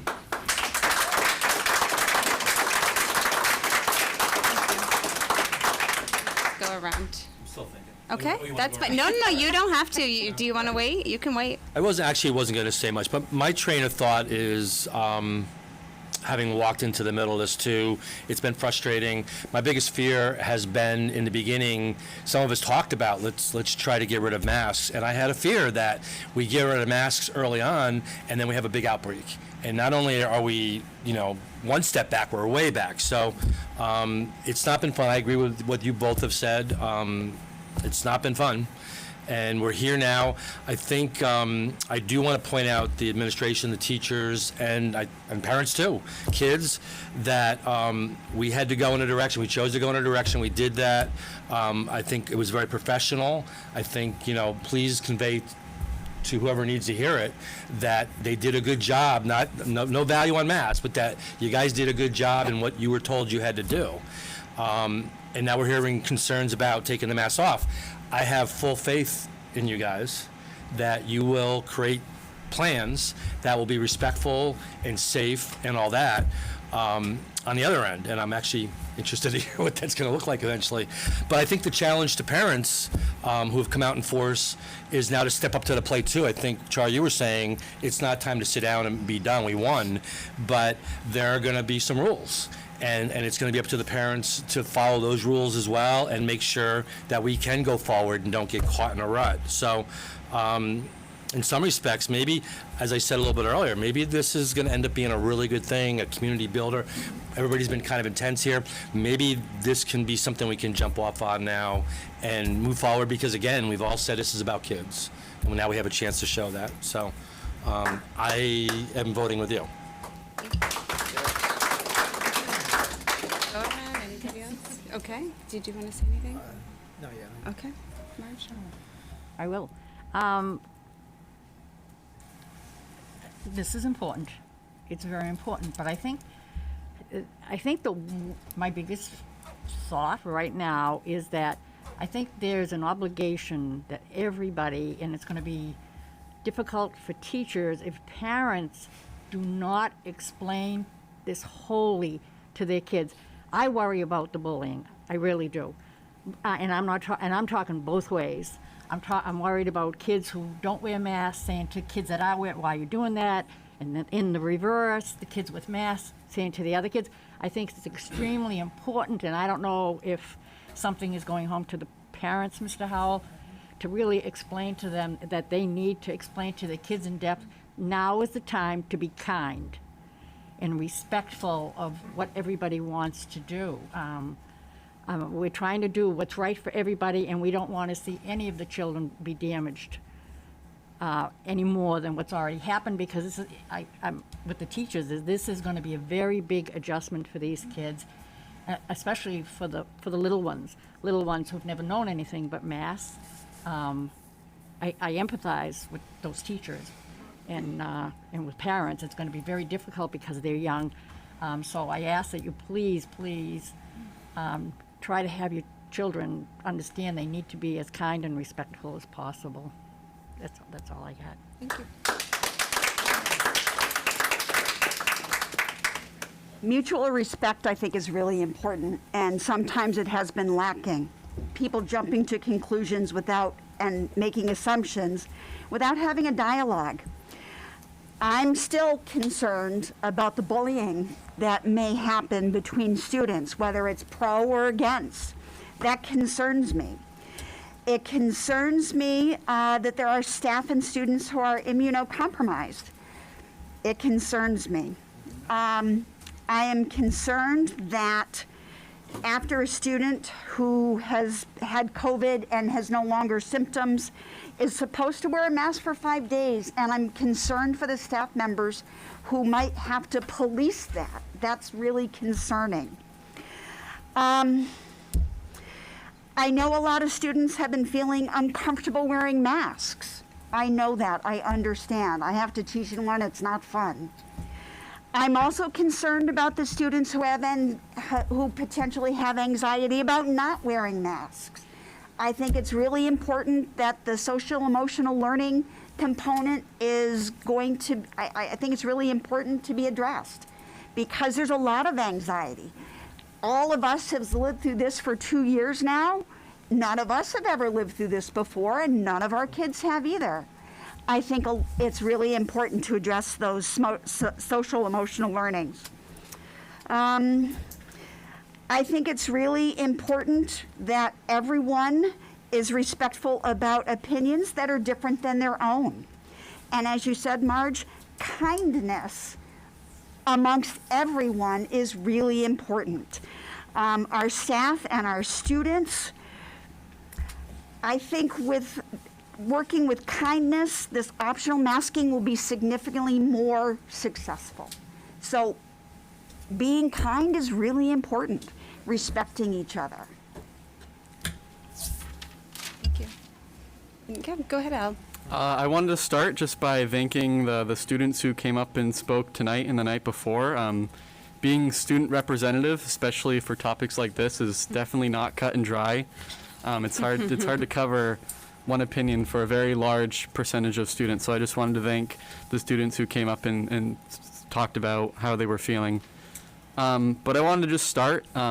For those of you who don't know, I'm a healthcare worker. I work at a memory care facility in Portland with residents with dementia and Alzheimer's disease. And for what feels like the longest time, I've been wearing masks, face shields. We've been doing daily screenings. Even for a while, we were doing weekly or biweekly tests that I had to do before school. And that was a lot. Pretty much anything to prevent COVID was done, and I've been through it. And I think it was justified, because if you were to make a list of the risks and the advantages were that I was able to protect these people. I don't think anybody would want the burden of potentially exposing someone of that age and health condition to something like COVID. That would be terrible. And I think taking the risk, being able to wear a mask and do all these things is worth it. But I think in the school situation, not wearing a mask definitely comes with risks. You still have the potential of getting people exposed. You have the students and the staff members who are immunocompromised, and that is a concern. You have the bullying, that's absolutely a concern, but I think the data that Mr. Howell went over definitely minimizes the risk of severe health with these people, and I think for that reason it makes sense to go to an optional masking rule at this time. Thank you.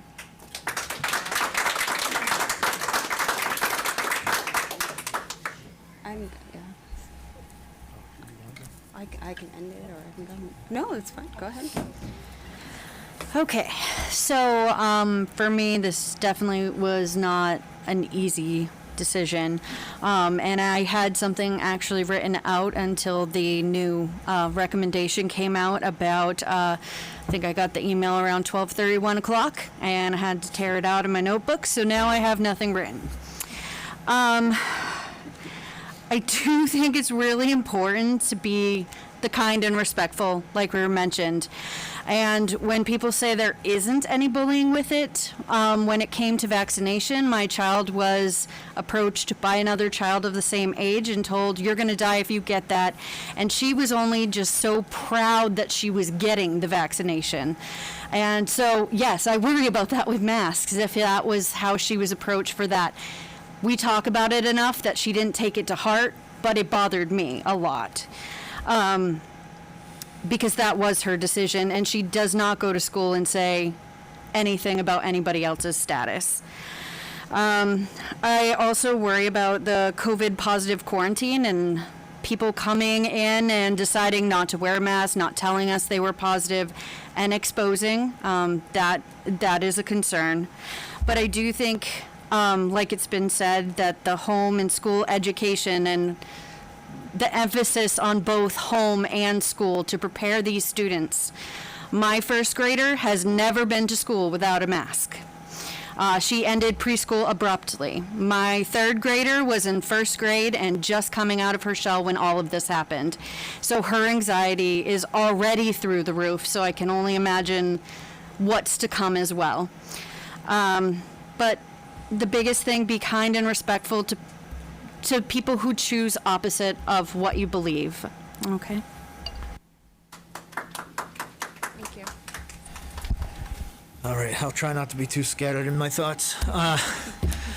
So, back in August, I voted against universal masking.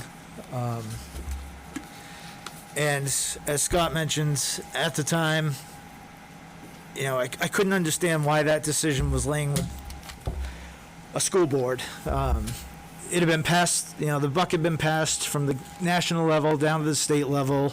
State didn't want to make any decision on it and passed it on to the school board. And my point at that point was, why stop with us? I mean, the choice ultimately should be with the parents and the families, and that hasn't changed. It hasn't changed at all. And I had a hard time at the beginning, wondering why, as a district, we would make the recommendation. But, after a while, it all made sense. All along, it's been said that Maine hasn't had a mask mandate, but we've been handcuffed by the SOP of the CDC. And so essentially there has been a state mask mandate, because the consequences of not following with the SOP would mean a lot of missed days, a lot of quarantine, a lot of remote school. So we basically had to go along with it. Now, thankfully, things have changed. It's taken too long, but things have changed, which I'm very happy and grateful about. And so the timing is right. And I know that we've received emails and we've heard comments questioning the timing and saying, can't we just hold on a little bit longer? You know what, folks? There's always going to be something that wants to keep people holding on longer. There's a new variant. Let's see what happens with that. There's so much more available now. People have the option to get vaccines. The quality of masks, if you think back to when this all started, you couldn't get an N95 mask or a KN95 mask. They weren't available. They are now. There's not only vaccines, but there's treatments for COVID now. So there is a lot of stuff that has changed. So I think the timing is right. As we've heard from everybody, everybody's situation is different. Everybody's got their own circumstances. Some for needing to wear masks or wanting to, others for not being able to. And I recognized that early on. A lot of people did. And, that's the way that we need to go, is choice should be at the family level. Couple of the things, concerns. Again, I said it last night. The masking should, the policing of masking should not fall on the teachers. Again, this is family responsibility, personal responsibility. The same way that you would have the conversation with your child before you drop them off at the mall to hang out with their friends. Setting the expectations for doing what is right. I think that's an important component of it. And somebody mentioned it tonight, and I'd already been thinking about it. There are immunocompromised people, but there have been all along. And some people want time to consult with their doctors, but we've been in this for 2 years. We've been in different kinds of masking environments. We've been in a masking environment where it was absolutely required to go into a store. We stood in lines outside of the store waiting to get in. And we've lived through that. We've also lived through an environment where masking is optional. And so, I think there's been plenty of time to have conversations with doctors about how you can prepare yourself, how you can protect yourself in these different kinds of environments. So I know I've been talking for a while, but those are just some thoughts that I had. And again, from day one, my opinion hasn't changed. We just need to make masking optional. Thank you.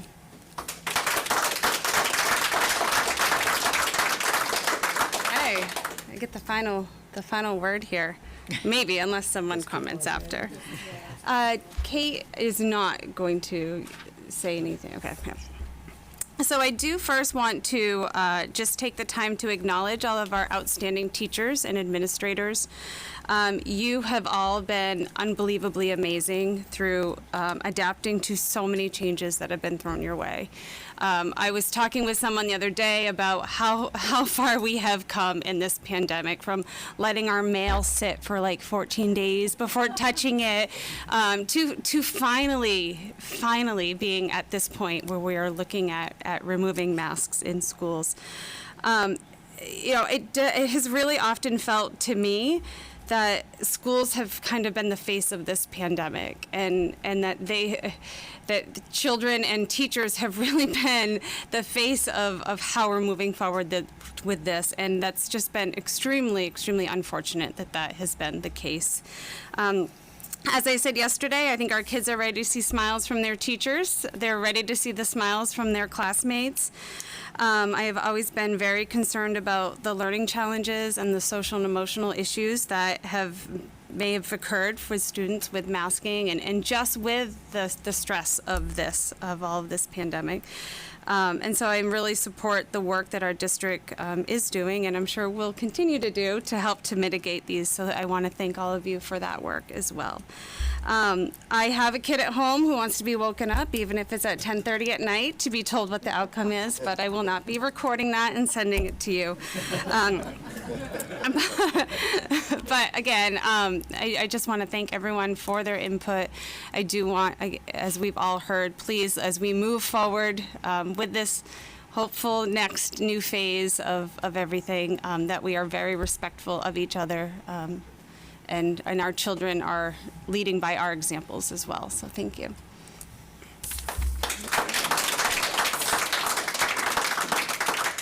Okay. So I will remind folks that we have a motion at the table that has been seconded, and I will do all those in favor. And you need to do a roll call. Yeah, I need to do a roll call vote. And also, Shar brought this up last night, which is how the voting works. And we don't often get a chance to talk about this, but when RSU 14 was created, and this board was created, it was based on, basically they take what's the population and how do you condense that down to 1,000 votes. And so if you take the population of Wyndham and the population of Raymond and put them together, I think you get roughly about 24,000 people. And then they took, if you were to use and transfer that to being 1,000 people, what would be the weights of the different votes. So since you have fewer Raymond people, then each Raymond vote would be equal to one person representing 73 people out of that 1,000. And for Wyndham, you'd have one board member who'd be representing 130. And so it was built on the idea, and it's actually built into our approved plan for becoming a district. And believe it or not, it's actually a requirement of all of our votes that we take. And we only tend to pull out the tally sheet when there's a vote where it's close and we actually need to see where the tally is. So that's why we go through this process. Also, since Kate is online with us, we do need to do a roll call vote. And so I'll be asking folks if they're in favor or opposed, and then depending upon the outcome, I'll either need to do some math or I won't need to do any math. So if we're ready to vote, Kate Bricks. I'm in favor. Jenny Butler. I am in favor. Pete Hensler. In favor. Marge Gavoni. In favor. Scott McLean. Yes. Jessica Bridges. In favor. Mike McClellan. Yes. Kate Levier. Yes. Shar Jewell. Without question. That's easy math. We are going to take a 5-minute recess. We are taking a 5-minute recess. Thank you. Recess, my favorite part. All right, this seat is awful. It's just small. I'm going to sit here on my budget, I think. Acknowledge that you heard.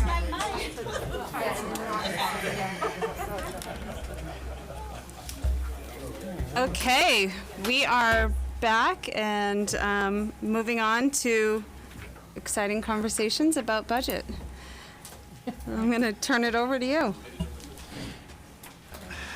I'm still trying to figure it all out. It's over here. I will be giving budget books when I finish up my presentation, and there's the boxes over there, and for my particular part of the presentation, I don't actually think that you're going to need a copy. It's been interesting preparing for this week, preparing for two major discussions, one being obviously the one that just concluded with discussion about masks, and then tonight to talk about budget, which is, you know, it's interesting, one of the things that you hear people discuss, and I think, Scott, you might have put it in an email today, that the budget is really your ultimate policy document. Where it is that you spend your money is really where you value as a district. And so one of the things that we heard tonight and some of the conversations about things that people would like to see in the budget, I'm happy to report there's actually lots of things that are heard that we've planned for through our administrative team and through our administrative meetings. For those of you who are going to go back, and I may go over to the screen, for those of you who are going to go back and watch this meeting, we are going to be doing all things budget, which is going to be consuming quite a bit of the board's time. So tonight I'll have a chance to do my budget presentation. Tonight we do have some wonderful guests who are going to be talking about their cost center areas. And we're going to be having budget presentations all the way through the end of March. Each evening is an opportunity for public comment specific to the cost areas that have been presented. And then starting on March 30th, we get a chance for some board deliberation on that, April 6th. And then really the April 13th deadline for the board voting to approve a budget. May 18th is our public budget meeting, and for board members who've been on, we actually haven't had a public budget meeting now for 2 years. They've all been remote meetings. And so at this point, it looks like we will be returning to the traditional public budget meeting in the auditorium. That is scheduled for May 18th. Bill Stockmeyer is going to moderate that meeting for us. Bill is our finance attorney who has moderated that meeting as far as I can actually remember us being in RSU. And then June 7th is our budget referendum. And based on that, we'll then have the opportunity. The budget calendar is in your books. We have certain deadlines that we need to meet statutorily, and we're going to be able to, if we stay on this timeline, that we're going to be all set meeting that. So board members, in your board packet, all these dates are listed out for you. And then for the public, as you look at agendas that are coming out, and I actually think Terry's already populated those on the website as far as those upcoming budget meetings. Like everything else, really want to talk about, excuse me, dry for a second. I want to capture the last couple of years. Yeah, I haven't opened it yet. Thank you, Marge. But you're talking and I'm not, so. You need it and I don't. You know, it was interesting, and I shared this with a few people, but I had the chance to attend the National Superintendent's Conference 2 weeks ago. And it was interesting talking to my colleagues from all across the country, and person to person to person has been the exact same experience. And it was interesting, each of the keynotes that spoke, what they talked about is really what our shared experience was. And I think what the pandemic, and I think one of the good things that's come out of this is that really we realize how much our communities depend on schools, on the services they provide. And as things got difficult, we fed our community. I mean, think about it. Mobile meals created. We didn't even know what a mobile meal was prior to 2020. But yet Jeannie and her staff fed the community, provided food. We had lines of great food, lines of people waiting for food during that time period. Technology. Thank goodness we invested. I say we, thank goodness this board invested in technology over the years. And so that opportunity when we had to shift in that March to remote, remember, everybody was home. Regardless of where you are, everyone was home. We had the technology. It took a little while to disperse all that technology. In addition, we put out MiFi devices so that individuals who did not have access to internet service, and fortunately we live in an area of the state where there is pretty decent internet, but many places of the state there weren't, but we had a chance to do that. We watched great creativity within our staff, and that great creativity has continued on throughout the entire pandemic. Because much of what you've talked about tonight with SOPs, every time that there was an SOP change, principals, teachers, support staff, bus drivers, custodians looked at it, studied it, and said, how do we still meet the needs of kids with this SOP as whether it be a barrier or something else that had to happen. Great creativity. I love the picture there in the bottom corner of the T-Rex at the book bus. For those of you who remember the book bus. Meeting cars as people went ahead and grabbed that. We saw a new love for outdoor learning. And I hope that is something that we hold on to throughout the pandemic. I know it's been a discussion as we plan a new middle school. Outdoor learning spaces. We are so fortunate to live where we live. How do we use that to incorporate that? The benches there in the lower left-hand corner, those are donations from our community, and the donations poured in. It showed the generosity of our community as we went through this process.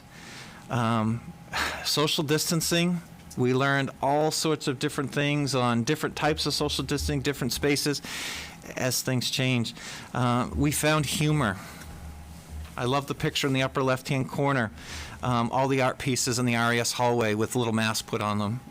We found humor on it. The Wyndham High School Eagle with his or her mask on. All sorts of opportunities for that. Rich Drummond and working through COVID athletics. It was just December where we couldn't play basketball games because we had so many COVID cases. We couldn't actually have teams to play, and the number of schedules and reschedules for classroom teachers, not knowing who was going to be in class that day, who needed work sent home, what were all the adjustments that had to be done. And we learned some valuable lessons with what's going to happen with distance learning. Remote snow days, remote days in general, to be able to pivot on a moment's notice or the night before and say, guess what, tomorrow's school day, we're going to have to be remote, and being able to do that. Our bus drivers and our bus driving routes, learning to juggle to different routes. We now have tracking systems on our buses to determine who's on the bus, who's not. Our custodians with cleaning protocols.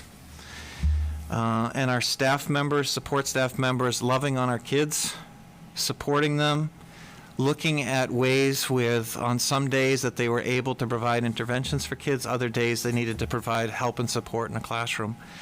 It has shown what is really good about RSU 14 and how dedicated our staff.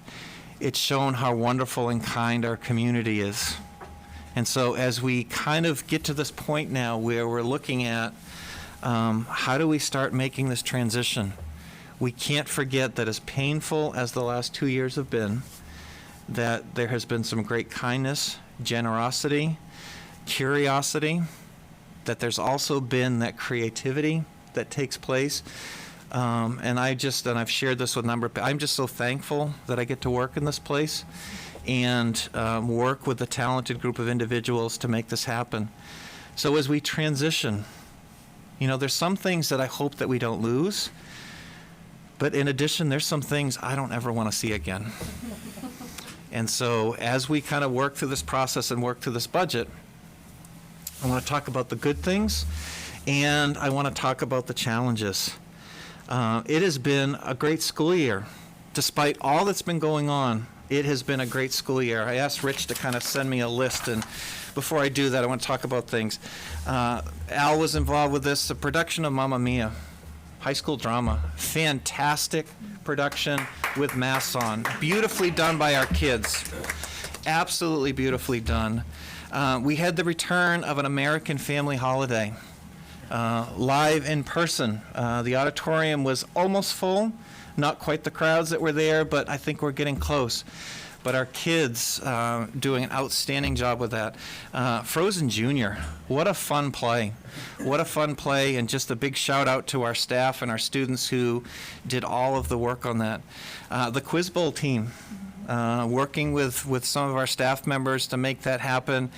We've had stock market winners.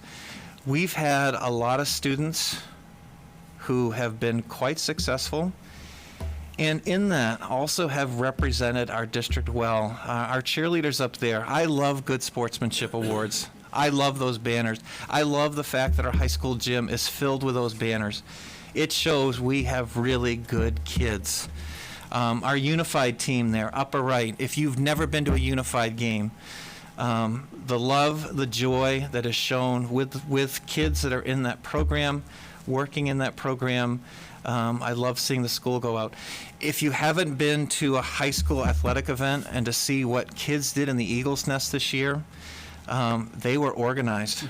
In fact, I think they were better organized than some of the Facebook sites that have been out there over the past year with kids that are theme nights, and it's trickled over into other sporting events. But that love for each other, that curiosity to each other, that's the Frozen Junior cast. It's amazing that Papal hat that I think I've had for a couple productions. It's fun to see that cycle through a couple other productions as we work through. We've got our chamber singers there at Merrill Auditorium. Yes, they're performing in Mass, but they had that chance to do. Girls soccer, 2021 state champions. 2 players, Sarah Talon, Abby Thornton, all New England team. Deb LaBelle, SMAA Coach of the Year, New England Large School Coach of the Year.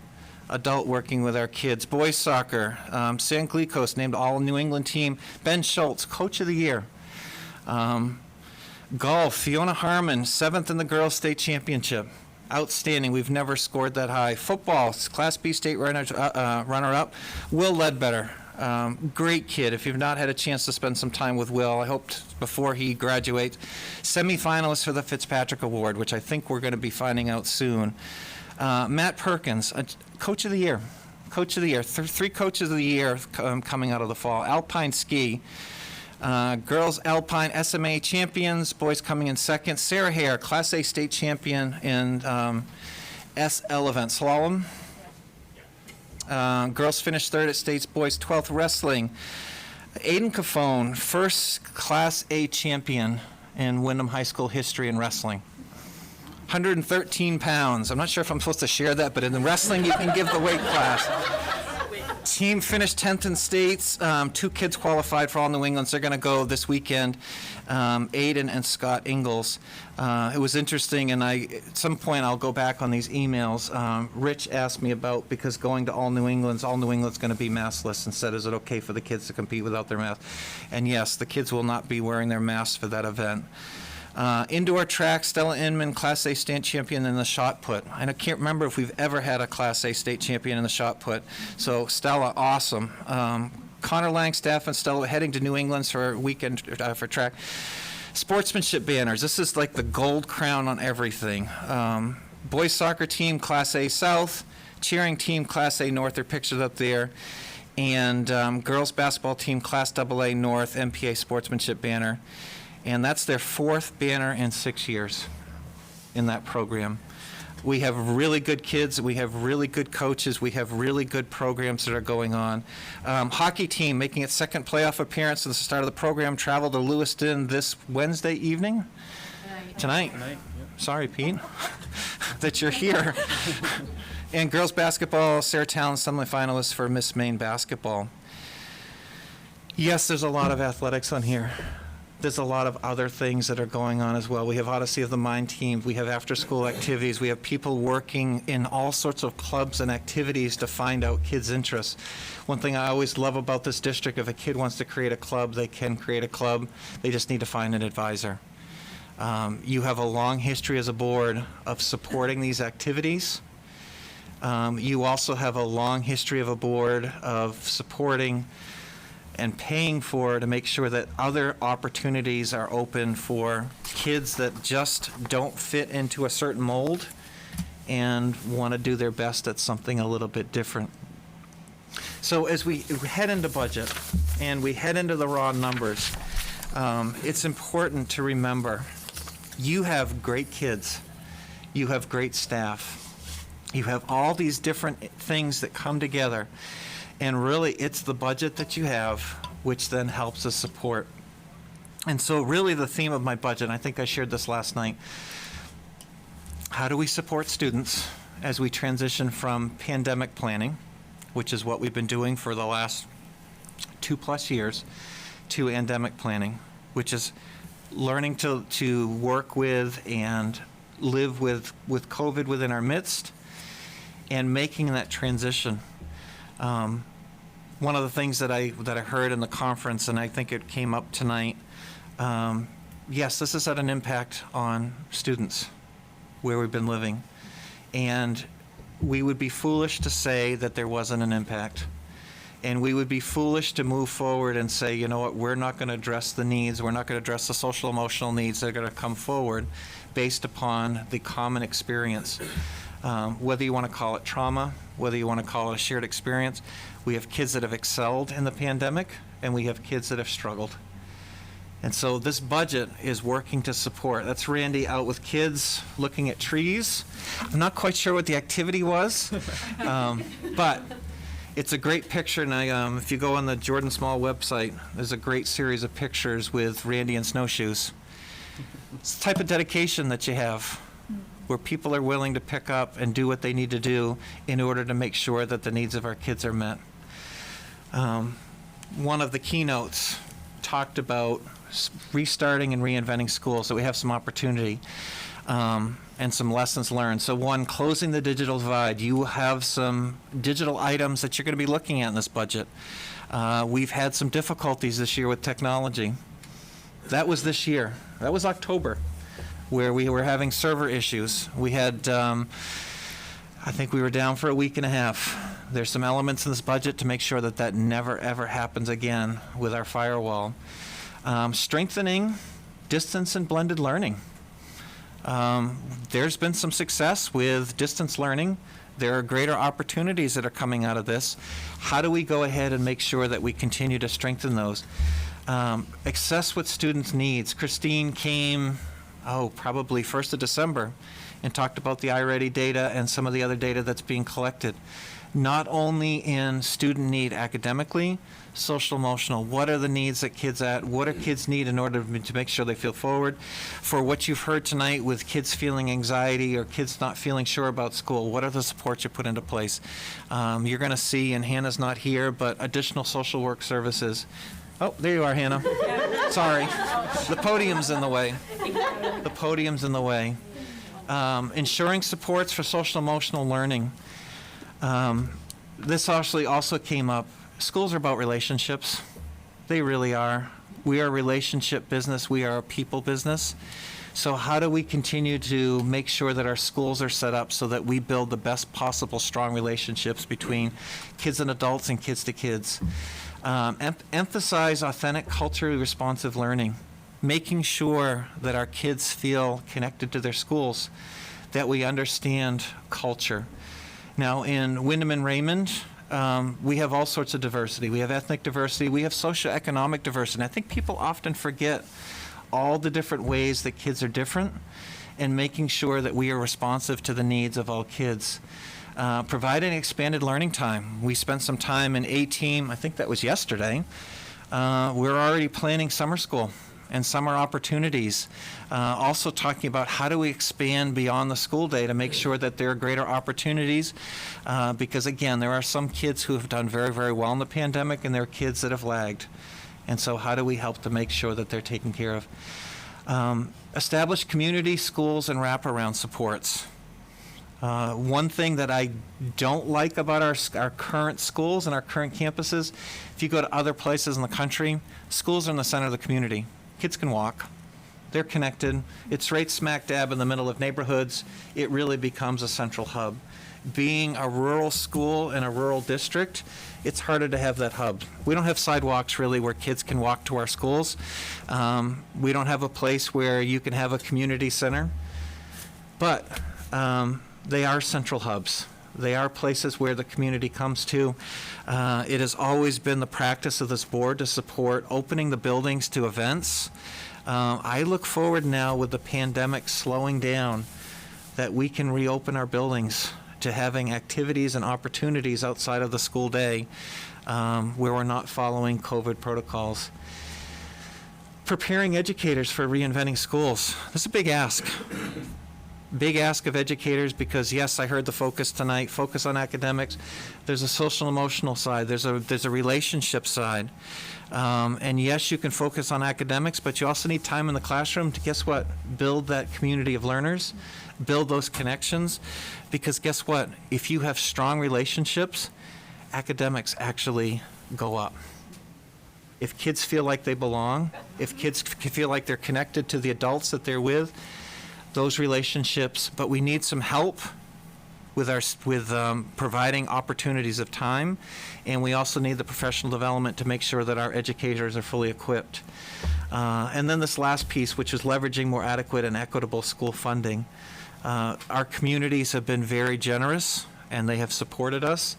As we transition into endemic planning, there are some things that we're going to need to do that are going to cost a little bit more.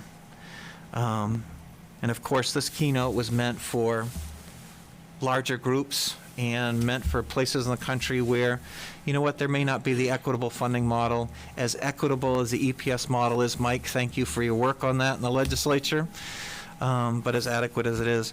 One thing I thought was great, though, is that what you see for what people are saying, the experts, for getting out of this pandemic aligns really, really well.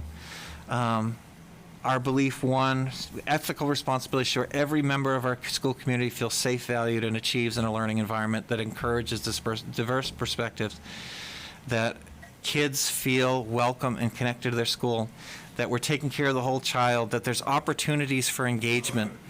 And honestly, there's some challenges there. Challenges for our kids, what actually makes our kids tick?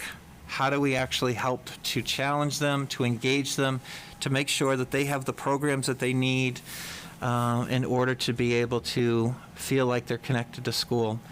I've had meetings with a lot of kids this week talking about attendance, and a lot of the conversations have been about what's your favorite class in school.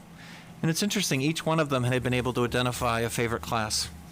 Each one of them had been able to identify an adult that they feel like they're connected to. So our educators work really, really hard to find those connections. How do we continue to make sure that those are the opportunities?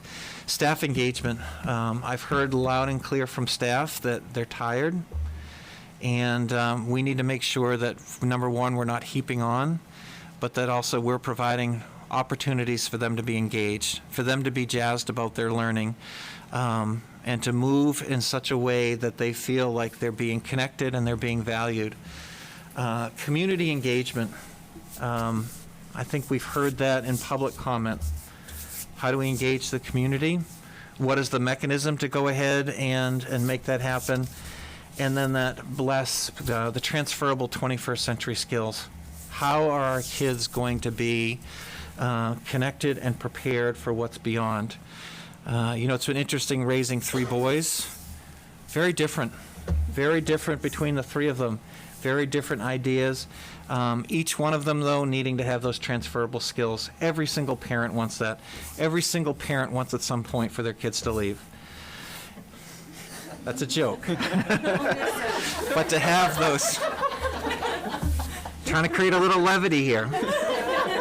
But to have those 21st century skills. Phil Rossetti there, national finalist, assistant principal of the year, champion for the strategic plan, champion for kids. There's our Quiz Bowl team. It's an old picture, Al, sorry. But there's our Quiz Bowl team. Al is in the V of the Eagle and the black t-shirt. Yep, that's me. There he is. Also want to remind, because this isn't something we get to talk about very much, in addition to what's happening in this district, we're also involved in the Greater Sebago Education Alliance, 11 districts coming together to do some common work. Because of that work, we receive an additional $126,000 in subsidy that comes into the district. We've been doing professional development. We have some educators, assistant principals, our coaches, and some of our central office people currently in a leadership academy. Next year, that's going to be transitioning to a leadership academy with Great Schools Partnership. It was a $600,000 grant through the state of Maine. It was a FEDIS grant. Working together in 11 districts. We're looking for this summer, fall, to be doing an early childhood conference, pre-K, K1, combining together to look at teaching strategies, ways to engage students at our youngest level. We've done some shared purchasing. At this point, it's a food co-op, so working to do everything from milk to paper products, but doing that shared purchasing, collaborative problem solving. That was another theme that kind of came out through my discussions with others. Regional groups got a lot stronger. The superintendent group, assistant superintendents that we were meeting weekly for a year and a half, we're the strongest we've ever been. And there's shared decision making, there's shared problem solving that's going on. Employee recruitment, we did a job fair and we had some really catchy radio ads going on for a while. Substitute bus drivers, kitchen staff, custodians, ed techs. We are at this point, we had a planning meeting this morning. We are going to be working together as a group and actually all of Cumberland County to sell Cumberland County to educators all across the country as a great place to come and work.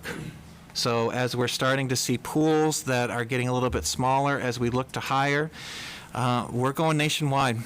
And you know what? There's people, Live Work Maine has done a lot of work with transition for veterans, also with Northern Light, looking at, through this regional collaborative, can we pull some money and do some advertising in markets all across the country to attract people to a wonderful place to work and live in Cumberland County. So it's interesting being together as districts and not competing with each other. How do we get people to come, and then when they're here, yes, of course, we'll get the application file first, but we will do our best to do that. So let's talk budget. I love these two pieces of artwork. They were outside the high school auditorium. So what our kids are doing for art. These are individually printed pieces. And if I remember correctly for the story, this was done on a specialized printer that was donated to the art department at the high school. So great, great individuality, chance for kids to be creative, but just creating some awesome art pieces. If you go into any of our buildings, and post-pandemic, I hope to get board members to get in there a little bit more often. There's fantastic artwork, creative artwork that's going on in each of our buildings. And really what this shows is that this district budget is not about dollars and cents. This district budget is about supporting kids and making sure that their interests and their needs are being taken care of. So let's talk about some of our budget challenges now. And I think the We Love JSMS might have been something when we were talking about when we were going to whether or not to close Jordan Small. In fact, Shar, I think Phoebe's signature's on there somewhere as well. But our budget challenges. So open the door, year to year. Open the door, 4.5% increase. And that's just looking at same number of staff, negotiated contract, health insurance increases, and salaries. But we have some real budget challenges this year because our state funding formula is based on two factors. They look at the number of students that you have and the overall valuation of properties within your community. We're all aware of what's happened in the real estate market, and even though it's an average, real estate market in southern Maine has been red hot, which means that property values have gone up. The overall perceived wealth of Wyndham and Raymond has gone up considerably. And so within that state funding formula, if you have a wealthier community, that means that according to that formula, you actually need less state subsidy, less support. And so that's a challenge for us. COVID enrollments, even though our numbers had dropped dramatically from where we were last year, I think we had over 120 homeschoolers last year, people who left for that hybrid year, many of which came back. And it was interesting, we saw a little wave during the Omicron spike of whether or not they come back. COVID enrollments, if you're based on numbers of students and if you're based on valuation, those are kind of two whammies that hit you. Reductions in economically disadvantaged. Lunch is free this year. Breakfast is free. In the past, you had to do an application to get both of those. If you're not doing an application, then your free and reduced percentage. Part of the funding formula is your percentage of economically disadvantaged. So we did send things out, begging people, asking people to fill out the forms. It does have an impact. Everyone's aware of inflation. Came up in State of the Union last night. It's on the news. Inflation of goods for purchased services. A fun fact that I learned, a case of pineapples. I mean, think of it, food service. We pineapple on school lunch. A little cup, you get pineapples. A case used to be $20, now it's $80. So increased food costs, that expense that then comes forward, we're seeing that in everything. So while we have negotiated salaries and contracts, energy costs, other goods and services that we purchase, our dollars aren't going as far as they used to go. And for Jeannie and for Ryan and for all of our food service, who, by the way, do an outstanding job, it comes harder and harder to source food at a price in which they're not then passing it on to students and to families. Health insurance, we never know where that's going to land. We usually typically get that number. Board members have been doing this a long time. We probably will get that 2 weeks before budget closes. And we've had a reduction in special education students, which in the case of our subsidy, I think we're roughly $600,000 that we lost in subsidy. So yes, while you have a drop in the number of students that you're serving, you still have very specialized programs that you're looking to run to meet the needs of kids. Your efficiency goes up when you have more kids, but if you still have to run the programs, you have fewer kids and you're receiving less subsidy, that becomes definitely a burden for you. Going the wrong way here. Enrollments are pretty steady, all in all. Wyndham Primary School and the 2022-23 projection, a little bit of an increase at Wyndham Primary. Raymond Elementary staying pretty much the same. Manchester is actually coming up a little bit, and you're going to see a fourth grade teacher in the budget based upon that increase. Jordan Small is always interesting because of the small size, where sometimes you can have 2 teachers at a grade level, sometimes you need 3. And in the case of where population and things are distributed, we're going to need an additional 5th grade teacher coming up. Wyndham Middle School has a little bit of a drop that's going on there. And then Wyndham High School will be picking up roughly an additional 40 kids. So as our numbers kind of shift around, you're going to see increases and you're going to see decreases. But just know that we're pretty steady. Whether or not things are going to continue to change as COVID starts to wind up and people start to send their kids back to school, it may start to have an impact on the numbers. And we'll continue to keep the board apprised of that as we go through the process.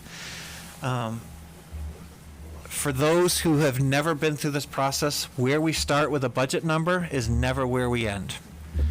This is a process. We will be working through this for the next 6 weeks. We're up $3.3 million from last year for where we started with the budget. I guarantee after going through this process multiple times, it is not where we're going to end up. The budget number that you see here is up even a little bit from when the board had their workshop. Christine's going to talk a little bit about that tonight, but actually I've got up my next slide, so I'm going to talk about it now. I'm going to skip this one. One of the things that we're looking at for the fall is a pre-K expansion, which is increasing the number and increasing the slots.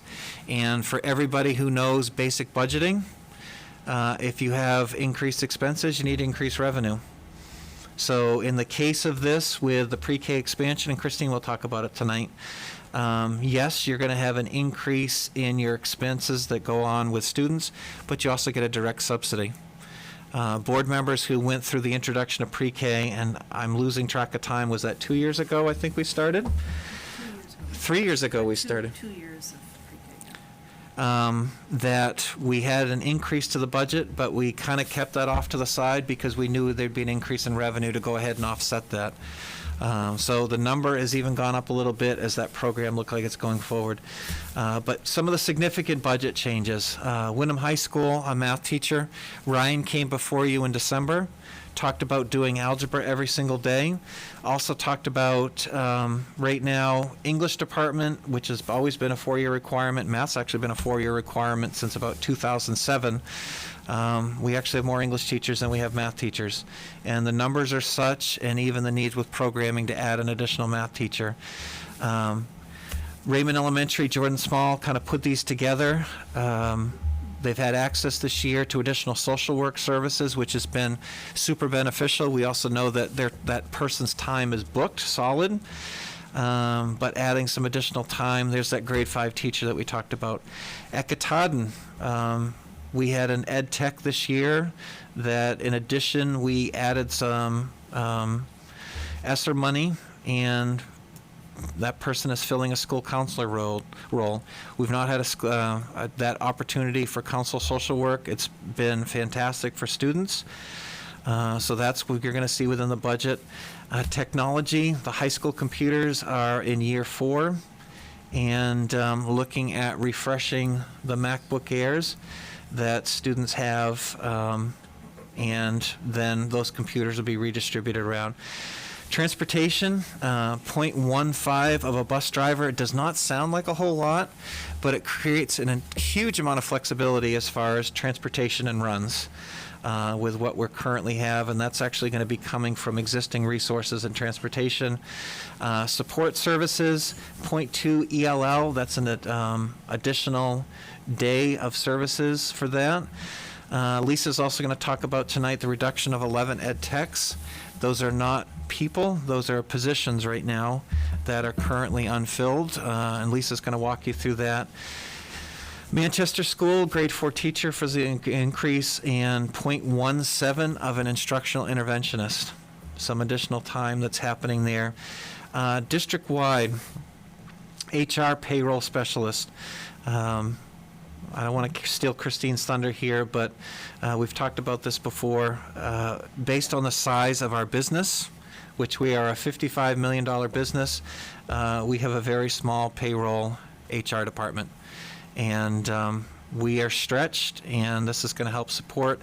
Additionally, 0.2 music teacher, which is one of the fun pieces that we have, and I say we, it's actually Christine Hessler who does it with everyone else, but it's figuring out how do we share people across buildings and needing some additional help with music, and then the pre-K expansion.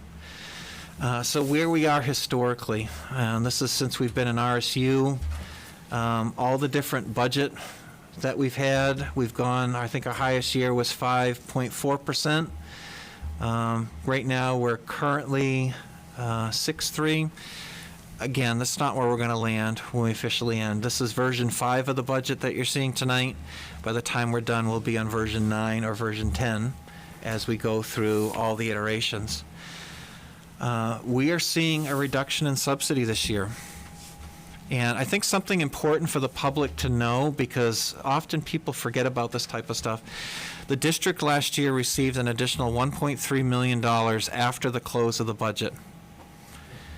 And the board took the vote at that time to give that money back to reduce taxation. So really, out of that additional 2.3, one of it was used. The additional 1.3, and because the subsidy came to the Windham side, went to reduce taxation in Windham.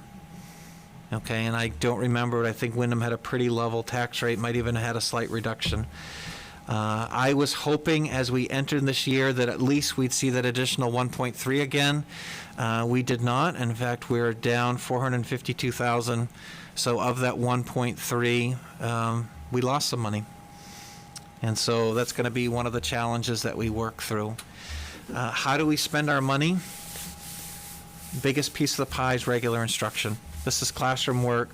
Special education is the Orin portion. Student and staff support, school admin, debt service, fortunately, has been getting smaller and smaller. And but you see the majority of our money actually goes to regular instruction in the classroom and then supporting students through special education. Where does the money come from? For this year, more money's been shifted over towards required EPS. So asking the communities to pay more through the requirement of the model. State subsidy has dropped and local additional has gone up. And so if anything, what you're going to see is just the money's being shifted from support through subsidy in Augusta to coming towards having to come from communities within the RSU.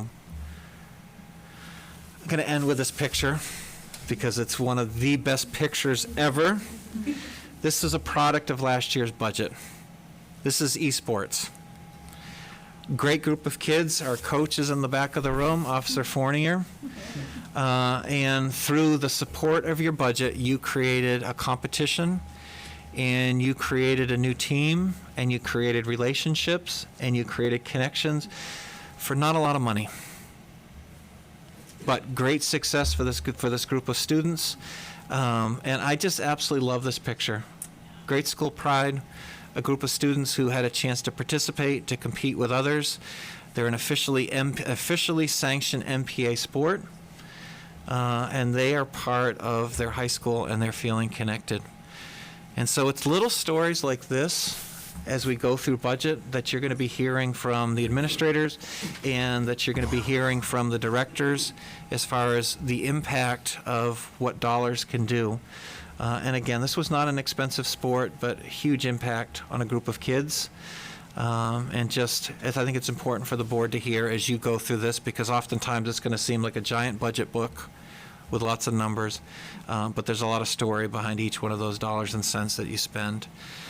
So right now, officially, this budget is no longer mine. This budget is yours. And you're going to be spending some time going through cost centers. I'm going to grab the budget books so that you guys can have those. And I'm going to stop talking.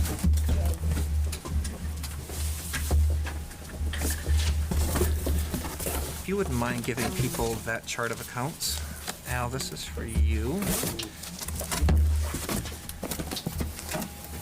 Those.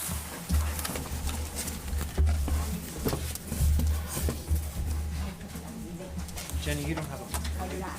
Thank you. Marge, you have your book? Oh, thank you. There. I don't think mine's changed since last year, so I'm all set. Because I'm old. Last year.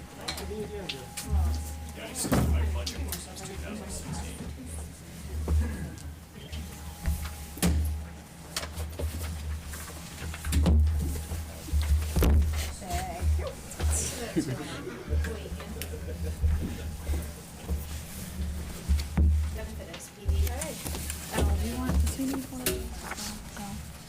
Yes, you were going to actually want one of those as well. Are we all set to? We are all set. Okay, thank you.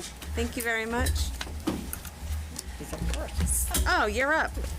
I am up. And I'm turning to my section of the budget, which I cannot see without my glasses. There they are. Keep magnifying.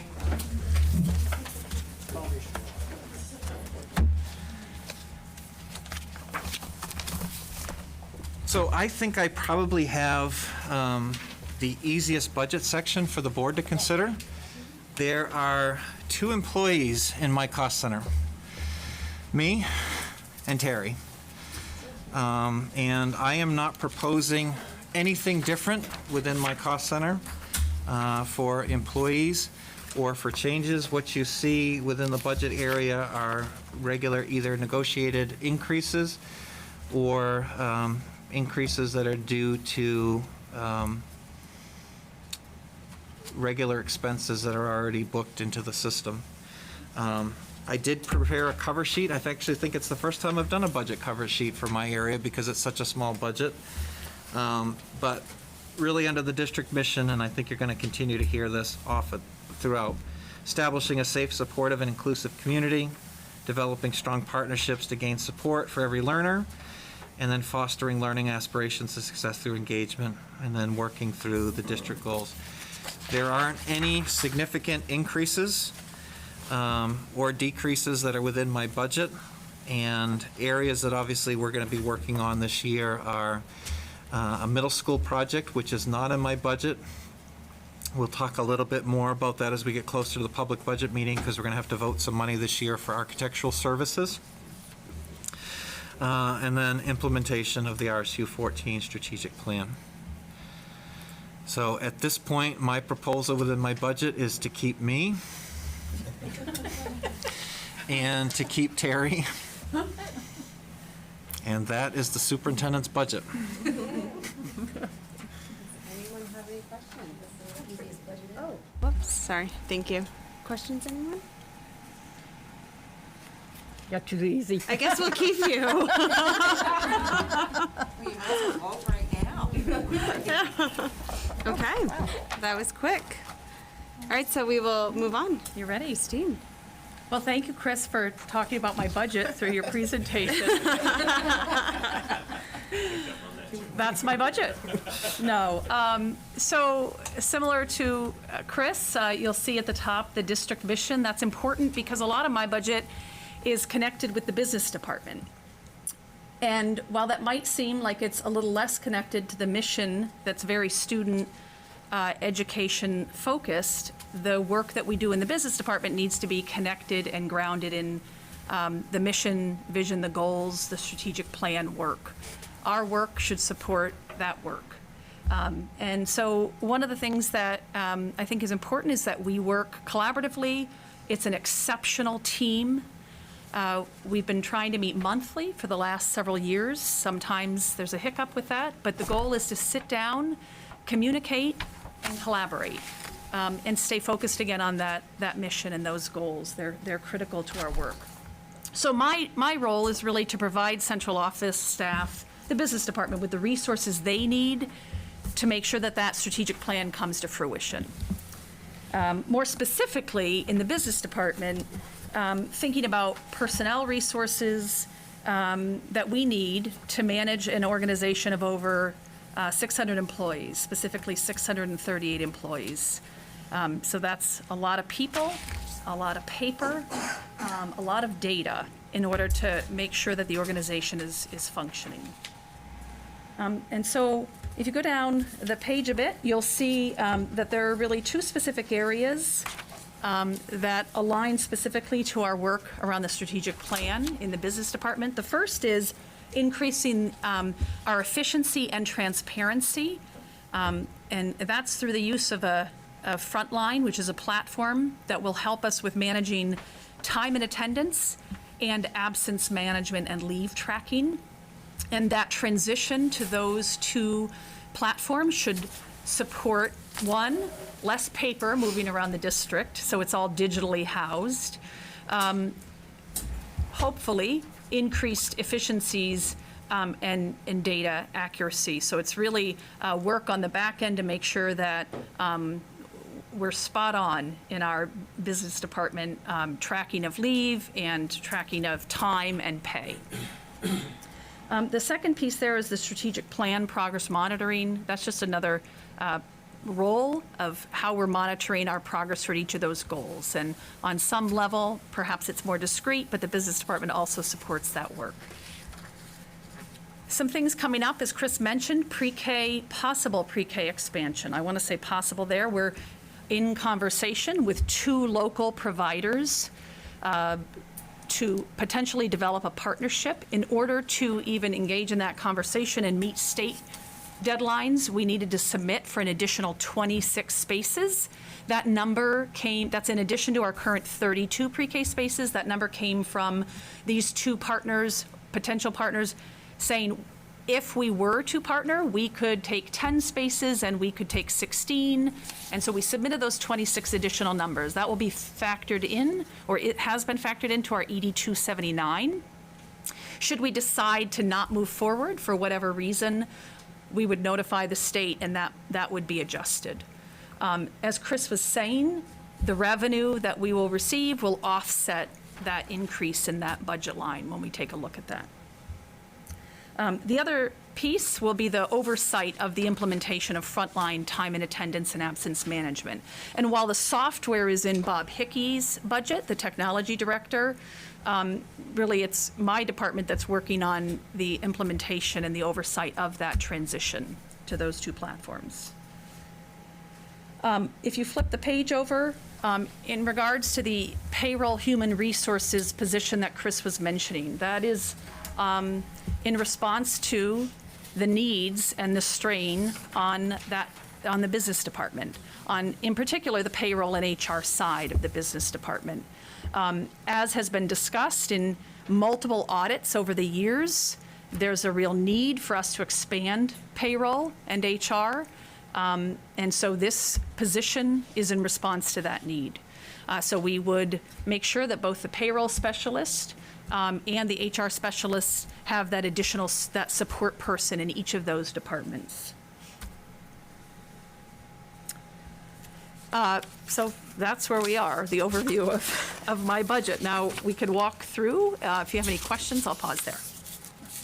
Okay.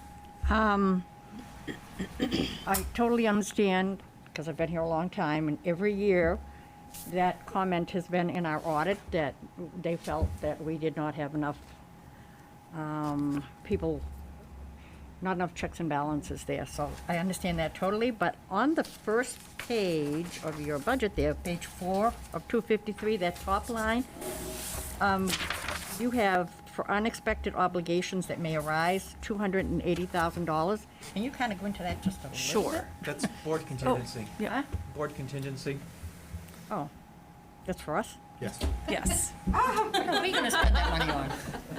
On a trip? Always something that comes up.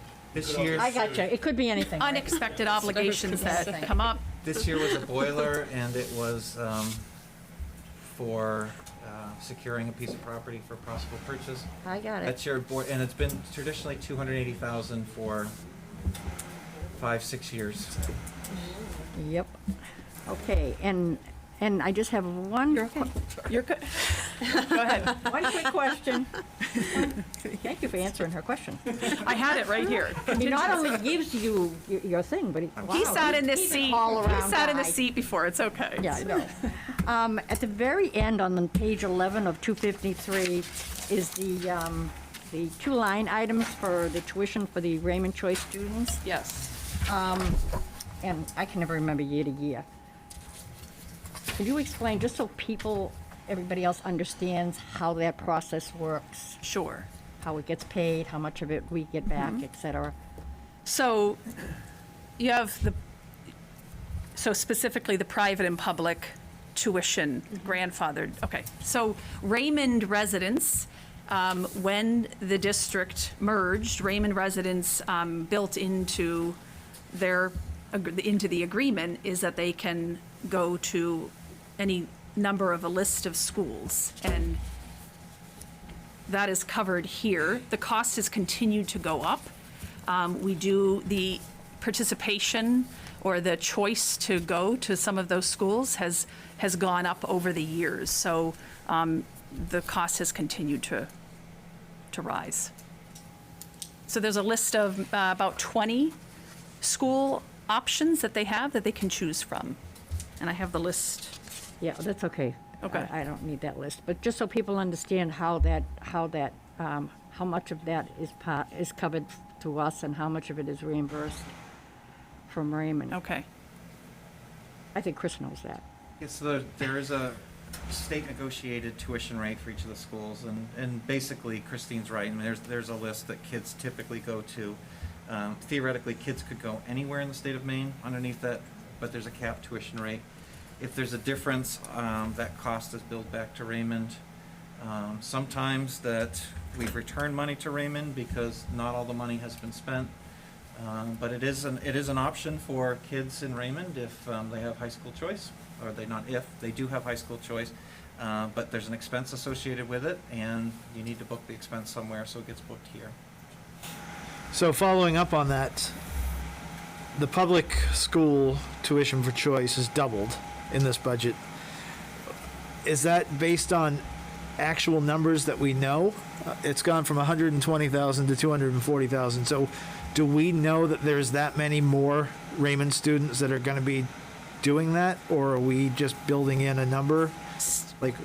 Yeah, Stacy projects that number based on, I believe, what she's looking at for this year, and then makes that projection for the.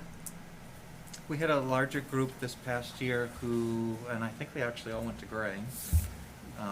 There was a larger group than ever, so Stacy did build in a factor just based upon what we saw this past year. And we won't know that before when do we find out actual numbers? Just closer to when school starts? Closer to when school starts. It's difficult because kids are making decisions throughout. Right now, actually this week, kids are getting their schedules and starting to work for them. And we'll have a better rough idea because there are kids, but every Raymond kid typically does a Wyndham High School schedule. It's whether or not they then show up. All right, so it's just such a big jump right there. I'm kind of curious, did we under budget for that last year, and we're just trying to... We'll get some information back for next meeting. Okay, all right, thanks. Anyone else have any questions? No. Go ahead, Sharon. I see that there's two different cost center numbers, but the description is the same. What's the difference? Where's that? I'm sorry, Shar, where are So you? can you say where it is? On the Raymond tuition part. Oh, on the Raymond okay. tuition. Yeah. We have the public and private. So one of those Okay, is the public public and private. school and one's Gotcha. private. All right, sorry, I didn't see that part. No, that's Sorry. okay. I'm getting tired. It's late. Oh, I wanted to explain one other line, if I may. You may notice on page 5, about a quarter of the way down, a significant change, negative 47% change. That is the state changed the account numbers, and then that money was reallocated in another line. So that's why there's that significant shift. Thank you. Okay, Lisa, and support services, please. You can sit here, that's okay. Christine. Oh, sorry, I'll sit with you. We're gonna Tag team. Exactly. Tag team. We like I like each the other. efficiency at 9:25. You know, Chris did my budget. I thought he could just do it. I just sit and I'll check off whether he got it right or not. Chris. Go, Chris. I'm ready. I'm tired. So let me just point out, in the past, we have not done cost centers on the same night. And so there's been a little bit of a lag in time, so people forgot, so. I'm all ready now. Okay. So I wanted to talk about a couple of things just so people would know. So for my budget, I actually have the Student Services Department. So we have some new board members. And so my student service budget actually covers the costs for special education, which includes services from students in pre-K all the way up to age 22, 504 students, English language learners, so ELL students. I covered nurses. I'm also responsible for McKinney-Vento, which is the homeless students. I'm the foster care liaison for the district, which is those students who are in DHS care. I oversee Raymond School Choice students who have special ed services, and I oversee homeschool students who have previously had IEPs. So all of those fall under sort of my umbrella that we're responsible for. Another thing I wanted to talk about was, Chris talked about the decrease in special education students, and he's right. When we did our workshop, I mentioned to the board that our count is done as of October 1st. So from October 1st of 2020, we had 539 students receiving special education services, and as of October 1st of 2021, we only had 472. So that was a decrease of 67 students. That impacted how the ED 279 was calculated for special ed. When we talked to the board during the workshop, we talked about where were those populations, and really the bulk of them were for students who went to homeschooling and didn't come back as of October 1st, or students who were socioeconomically disadvantaged who left Wyndham because of the price of housing and couldn't maintain an apartment any longer in Wyndham. Since then, and this isn't, so we aren't going to receive a subsidy for it, but I thought it's important for folks to know, is since October of 2021, we have added 25 new students under our special ed umbrella to bring our total to 497, and as of today, there are 32 students in referral for special education eligibility, which brings my number back to 527 if all of those students qualify. So it's a numbers game for us in terms of students. So it's just unfortunate that the October 1 count is what drives our funding. So I did want to mention that. And then in terms of sort of the staff reductions for special ed staff who are just seeing for the first time that I cut 11 people out of the budget, I want them to not have a heart attack and know that the pandemic, you guys have heard, has been hard. Education is not a field where people are looking to join the club. And so as a result, starting really in March of 2019, we have lost people considerably, especially in our special ed tech field. And so currently, we have 22 and a half openings in our current budget right now. And we have not been able to fill those slots despite multiple advertisement. And although we did the fair, we got 2 people who were interested, and then they heard what the position was and said thanks, but no thanks. So anyway, so it's been hard. So what we really tried to do is maintain the staff that we have, recognize the hard work that they've done. These are people who are in the trenches every day, and I know they've been celebrated, but I just can't thank them enough for showing up every single day. We're going to talk a little bit about that, but what my hope is that, I'll clarify first. So Chris spoke about the Katahdin counselor, and so the person who had been in ed tech in the Katahdin program fell under my budget. She's an amazing individual and actually is now a certified school counselor, and so she's worked in that capacity while I've held the special ed tech open for this year. So we're going to reduce the ed tech in my line so that Craig can also have the support. So in the overall budget, it's a wash, but it's really not because the ed tech is under my line. So I'm actually reducing our pre-K to 12 by 10 ed techs total. And so those are all open positions. 2 of them go way back until the 1920 school year, and then the 2021 school year, and then now the ones that we're in now. So to offset that, one of the things that we have had to do is rely on the graciousness of the special ed techs that we have, who are willing to come in early, stay late. They do time cards for that time, but some of them don't always put it in. And so what we'd like to do is I'd like to propose that I move all special ed techs from 32 and a half hours to 35 hours a week, which will give them a few more hours to be paid. It will put us in line with Cumberland County. We were only one other district that paid less than 35 hours. So our hope is that the people that we have will stay, and then also as we try to hire people to fill the positions, because we do need to fill those positions for next year, that being able to offer more hours will make it worthwhile for them to come. So when I think about, my cover sheet and what we've had to do, Chris spoke, I think more and more as community services are becoming less and less available, the schools are having to pick up the burden. We've heard a lot of conversation over many board meetings, and particularly tonight, about the social emotional toll that it's taken not only on students and families and staff. We have more and more families, children being raised by family members who are their grandparents or aunts or uncles or friends, and so just the dynamics of our families are changing, and so we've really tried to figure out how do we support those? And so the district, is really challenged to create this large continuum of needs for students across with a greater focus as we move forward on the social emotional piece.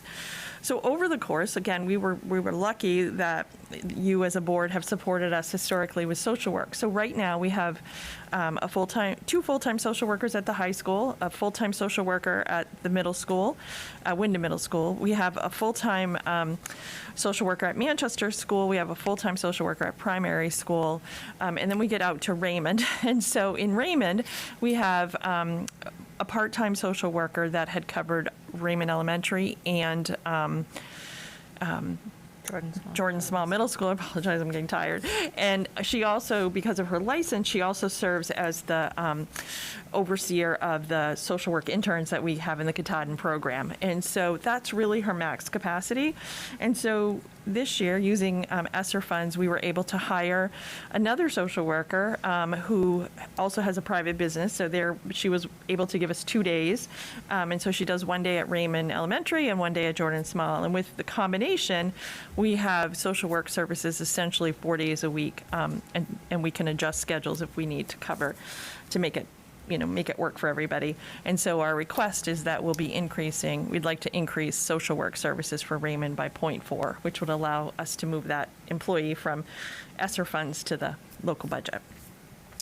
And then I think really talking about the only other increase that I have is a request, and I noticed in my narrative I asked to move my ELL teacher from 3/5. I currently have 1 full-time ELL teacher, one ELL teacher who works 3 days and one ed tech for ELL, which had been doable until we had 25 students since January 1st who are ELL students move into our district. And we have a host of languages. And so with 6 buildings, again, K-12 learners, it's really hard for them to get where they need to be. And so we had proposed to increase it to full-time, but I noticed on Stacy's cover sheet, she just has 1 day. So I need to clarify that, Chris, because we had talked about, I really need 2 days, but it looks like it's in the budget as 1 day. And so thinking about, in terms of the work that we're going to continue to do, as I sit here before you today, my goal is to keep all the staff that I have. So 34 special education teachers, it would be 60 plus or minus ed techs when I factor in all the ed tech 2s, and we'd be in the ballpark of 70. And then really take a look at, in the spring after our budget's approved, where are our needs? Because as Chris spoke about, we're going to have some decisions that we have to make, combining programs maybe into one school to reallocate. We know that our kids are struggling with traditional school, particularly at the middle school and high school. We need to look at something different, and all we have right now is Katahdin. So how do we take the staff we have and look at something to meet kids where they're at? So that's sort of where what our thoughts are for as we move forward. And of course, IEPs dictate what we deliver for services for all our special ed students. So, I'm happy to answer questions. That's kind of the Reader's Digest version. Yeah, no, thank you. All right, thank you. All right, so on your cover page, Yep. The increase in hours for the ed techs that you want to do from 30 to 35 hours. Yep. Is that built into this, when I look at the total staff FTEs, the 148.12, that's already built in there? Yep. All right, because they're considered full-time. So right now, 32 and a half is considered full-time. So they all get benefits if they choose. And so what we would like to do is, Stacy already factored into, I used to have pink pages, now I just have white pages. In the white pages, she's already factored in the salary for my existing positions, less the 10 or 11 that she cut out, moving them to 35 hours a week. okay, all right. Does that make sense? It does, yeah, but, which brings me further ahead here. Okay. Because with a school, as with most businesses, personnel costs drive the expenses. Right. Really, it's the biggest component. So when you see a net loss of 10 in the head count for FTEs, and the dollar amount of the budget goes up 410,000, I'm just trying to reconcile that. I haven't gone through all the white pages. Yep. But when you talk in your narrative about the increases, it's all kind of personnel stuff. Yep. Is there anything else, or is this, with a drop in headcount and the budget increasing by close to 4%, is that all raises and increases in health insurance? And maybe that's a question for you, Chris, or is there something else in here that we haven't mentioned yet in terms of a... That's all related personnel costs. I can come back to the number Yep. for the increase in the hours. I want to say it was between 140 and 160,000 for all those employees to be able to go from 32 and a half to 35 hours a week. So that part is in there, and Yeah. Lisa's correct. You still have the same number of FTEs because they were considered to be a full-time FTE before, so that part doesn't change. We had done some reductions in numbers of individuals to get to the 11, but that's built in there for where we are for. We also have a health insurance increase that's coming along that was negotiated within many of the support staff individuals that may also be factored in here as well. All right, so maybe what might help me understand that more is clarifying question, going back to last year then, when we're looking at the 21-22 school year, and it says 158. We had a bunch of unfilled positions, so the 158, we didn't have, those weren't actual FTE hours. That's what we had budgeted last year. That's what we budgeted, we just weren't able to fill. So the comparison of the increase is a little bit skewed because we didn't have that many actual employees. All right, that makes a lot more sense.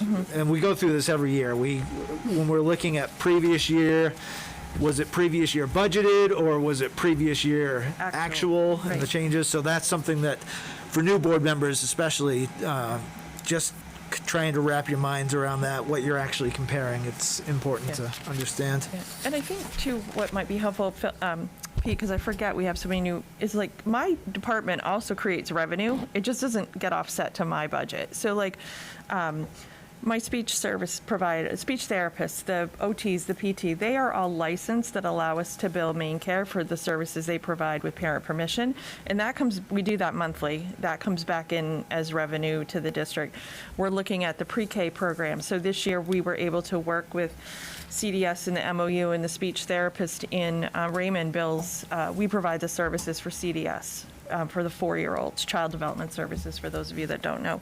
And so then the district, that comes back in as revenue for the district. It doesn't offset my costs, but we also do a bunch of reports, the EFSO 214 for those high district out of cost kiddos, that brings revenue back into the district. So I wish it was a net reduction, because then I'd look really good on paper, let me tell you. All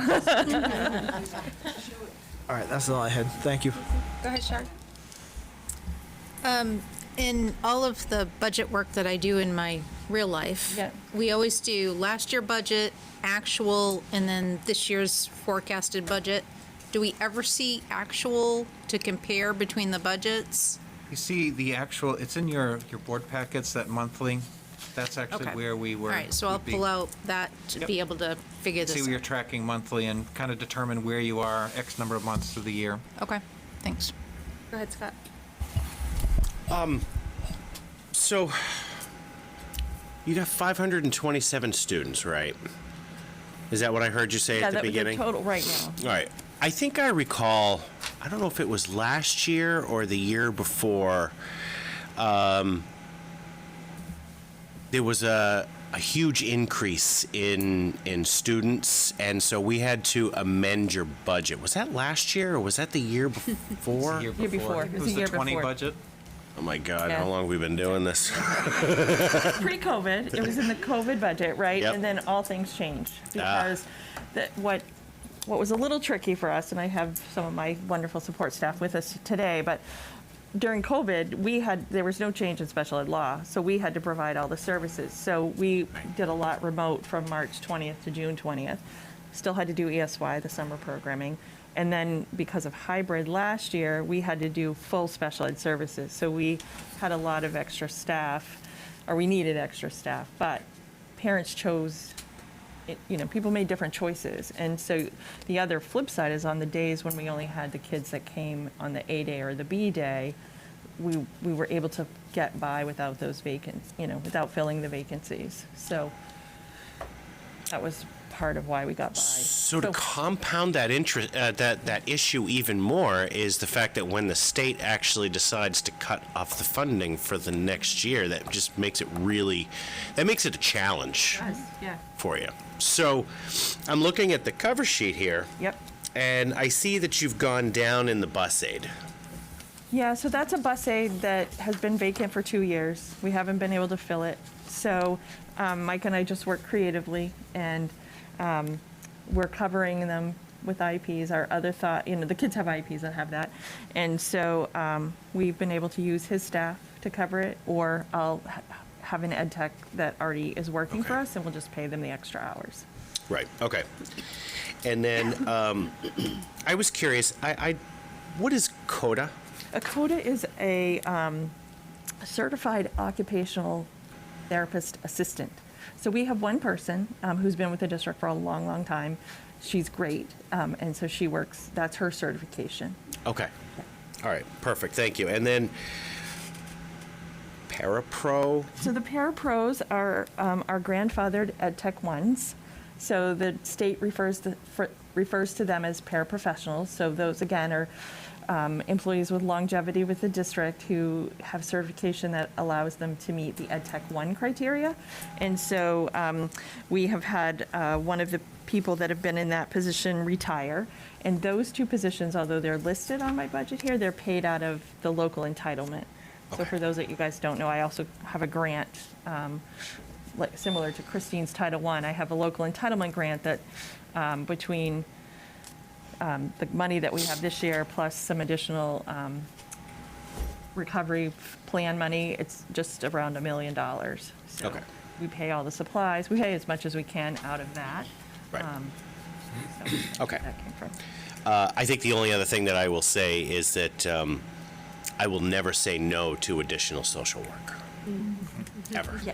Part of it's hard to find them right now, I quite know. frankly, you know, Yeah. so, yeah. Thank you. Thanks, Scott. Thanks, Scott. Mike, did you have your hand up, or are you good? Yeah, maybe too easy. I'm trying to get my head around this. It's been a long time. I'm happy to answer questions. Yeah, so, I mean, this is probably a dumb question, but, so you're removing 11 spots because, and you're bad, so I assume the math all works in terms of your filling the student needs you anticipate. Yeah, we're gonna have to take a look at it. We have, being transparent, our ed techs have been pulled a lot this year. Yeah. I think I referred to it as all hands on deck in my narrative. We did what we needed to do to meet our legal requirements, but we also Sure. did what we needed to do to make sure the doors stayed open. Yeah. And even when my self-contained classrooms got full quarantine and they had to go remote for a week on no notice, right? Our Right. staff juggled, pivoted, and were able to do that. So Okay. we've learned some things about COVID. We've learned some things through COVID. We're going to be looking at how extra adult support gets assigned to kids' IEPs and really being thoughtful in that process. We're looking at how kids are getting grouped in, letting IEPs drive the services, not scheduling. And so there's some ways that we can work more efficiently. So that's why I'm comfortable, given what I know about the incoming kindergarten class and what we're trying to do, I think, with the 11 openings that we have. we'll be able to meet our My stuff is back in the 90s, Yeah. and I remember having a great relationship with the special ed department because they always were coming to meetings. We were always having to.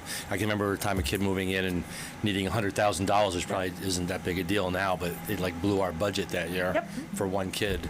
The other question I have, and I'll let you go, is was it 22 English second language?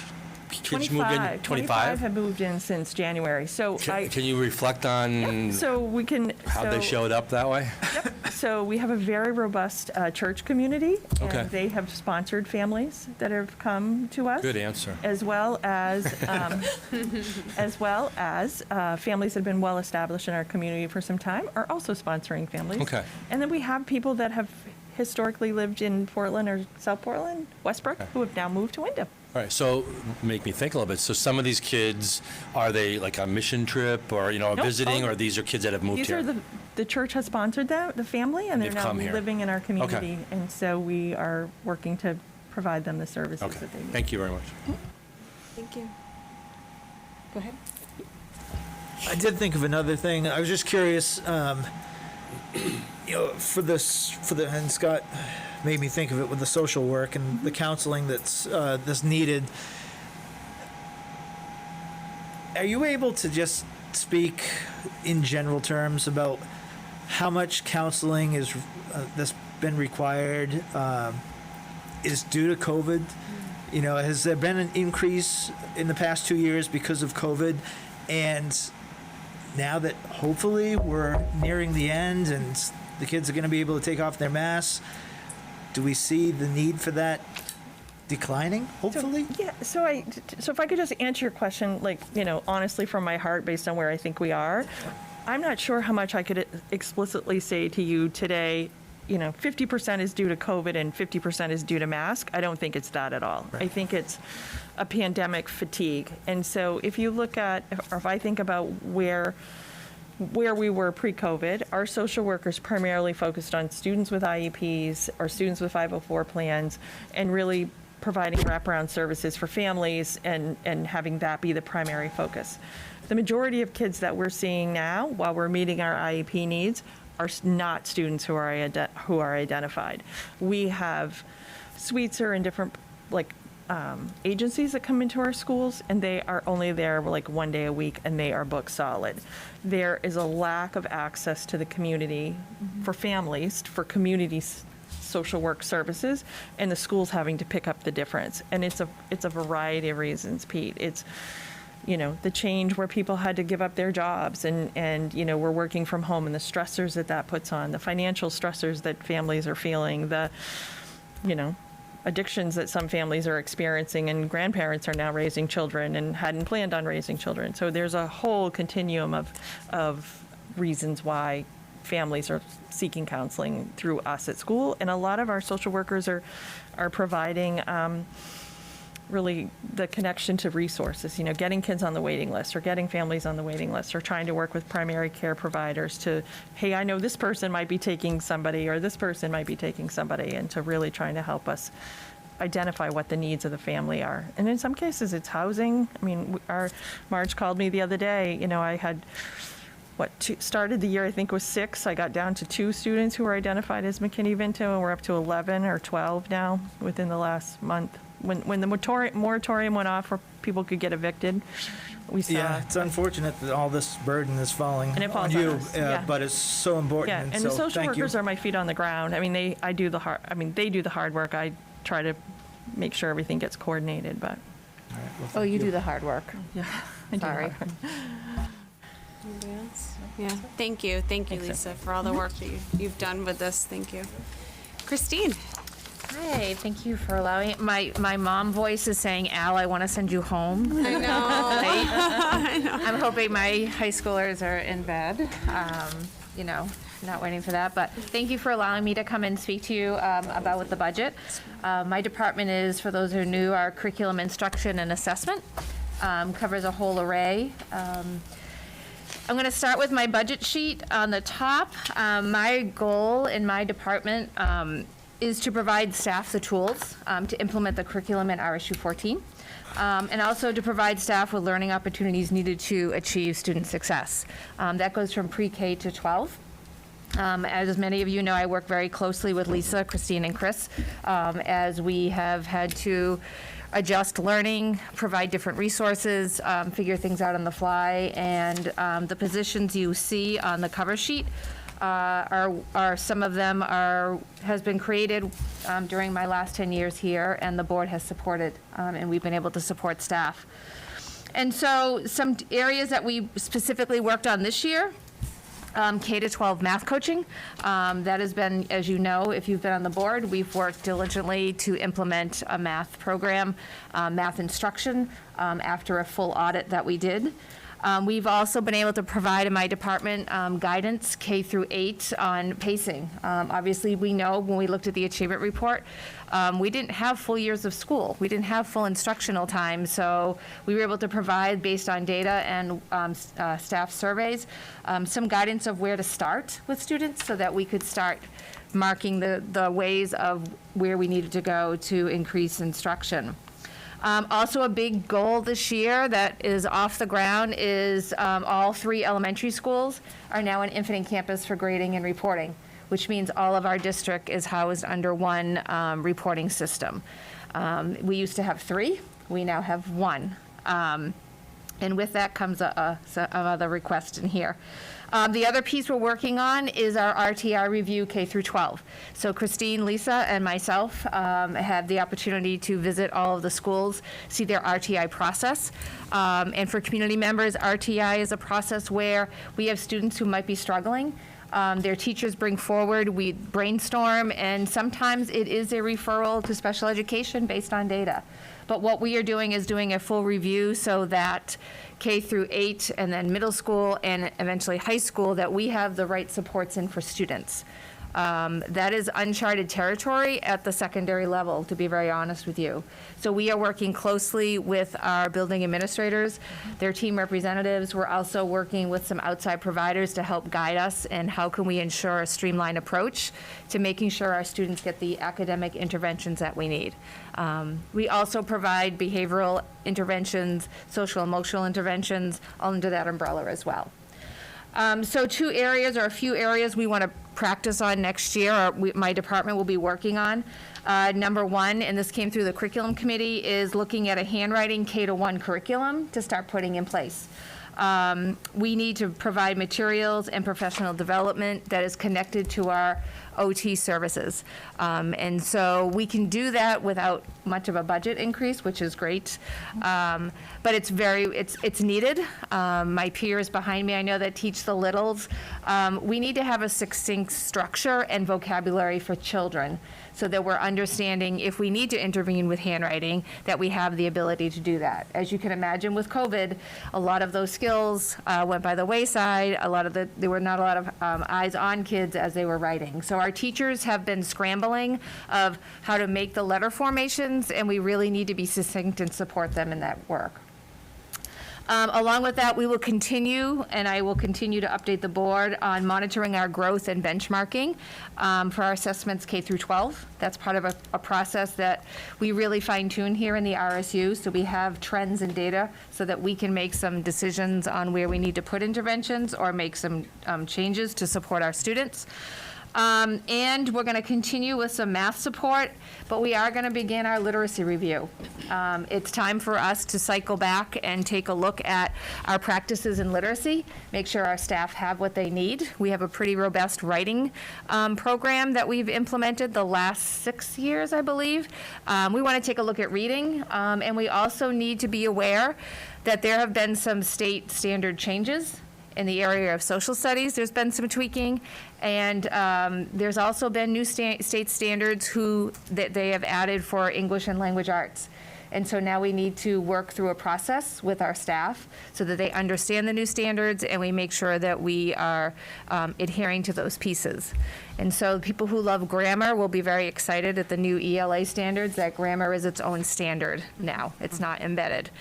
So, again, I honestly wanted to choke when I saw it come out because I said, oh, there's no way we can touch this right now with everything that our staff is doing. So my role will be getting everything kind of ready, queued up, and begin that work with our staff as we are hopefully moving to a more quieter, less stressful time with our children. So I do have an ask this year. In my department, I'm asking for an elementary technology integrator. We have one at the high school that you put in, and I believe it was 7 years ago. And then a few years after that, we added a middle school tech integrator. So these two individuals are really covering the entire district right now. Huge shout out to Richie Vickers, who's our middle school tech integrator. He has a free moment, and you will find him in one of the, he will, sorry. You will find him in any elementary school working with staff who are chomping at the bit to, how do I do this project? How do I make this alive for students? How do I engage kids? Al's nodding his head. He knows what I'm talking about. But with everything on these teachers' plates, they need somebody to come in and say, and if you know Richie, you'll laugh. He'll be like, what is it you want to do? And the teacher tells him, and he magically comes up with, let me model the lesson for you. Let's get our kids on here, and let's make it go. So last week, they were sending me screenshots of students who were using robots, and they were coding them, Dash and Dot robots, and they were coding in the classrooms. They also were able to share a project where the kids interacted, and they made little Flipgrid videos, and each child was able to do that. But the third graders were almost out of their minds, like, we did all this, and now here's my video, and here's how I can share it. So having a person dedicated to our 3 elementary schools, because I can't honestly ask Richie to keep running on fumes, but he does it anyways. He doesn't care, he'll tell me. But it's something that's needed if we want to continue. We've put so much work, and so you've been so gracious in putting all these devices in our hands. I want to make sure we have the people on the ground to use them all the way through. The other part with that is restructuring our tech integrators, so a part of their role will be helping to support Infinite Campus. So when our 3 elementary schools went online this year, you can imagine very new learning. Richie, again, was instrumental in creating all of the how-tos, how to put in grades, how to see your kids, how do I make a report card. There's a lot of back-end work that is done with loading standards, creating classes. So instead of me being the be-all, end-all of one thing that petrifies me to death, having a small team with all that knowledge and training so that we can support any of the schools who need that part. So their role will change a tiny bit. It'll be mostly in the summertime or beginning of school when we're gearing up with courses to get that done. The other piece I need to make you aware of, Chris touched on this earlier, Title I. You will see me later in the spring. I come to you yearly so that I can report to the public what our allocated funds are for Title I, Title II, and Title IV. We have traditionally, the past couple of years, with your blessing as a board, transferred our Title IV money into Title I so we can cover the existing costs of our Title I ed techs and a Title I teacher. All of our schools are based on a formula that is tied, unfortunately, to free and reduced lunch.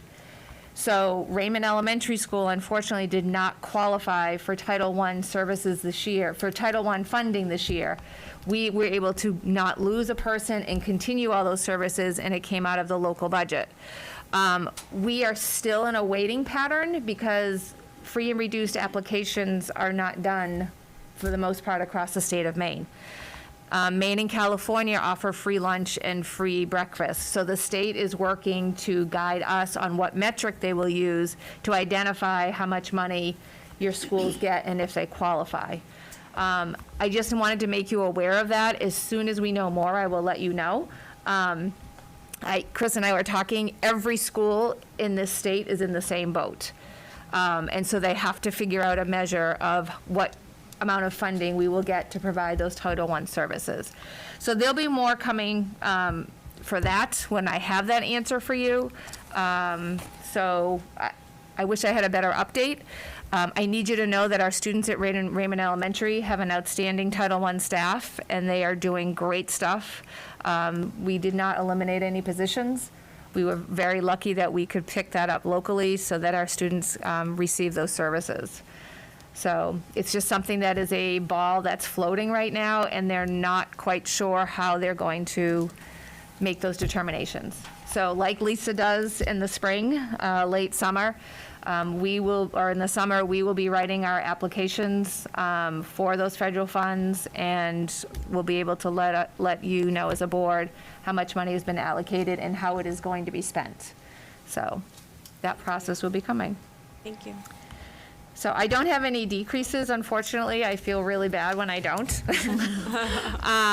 But I'm happy to answer any questions about my budget. Thank you.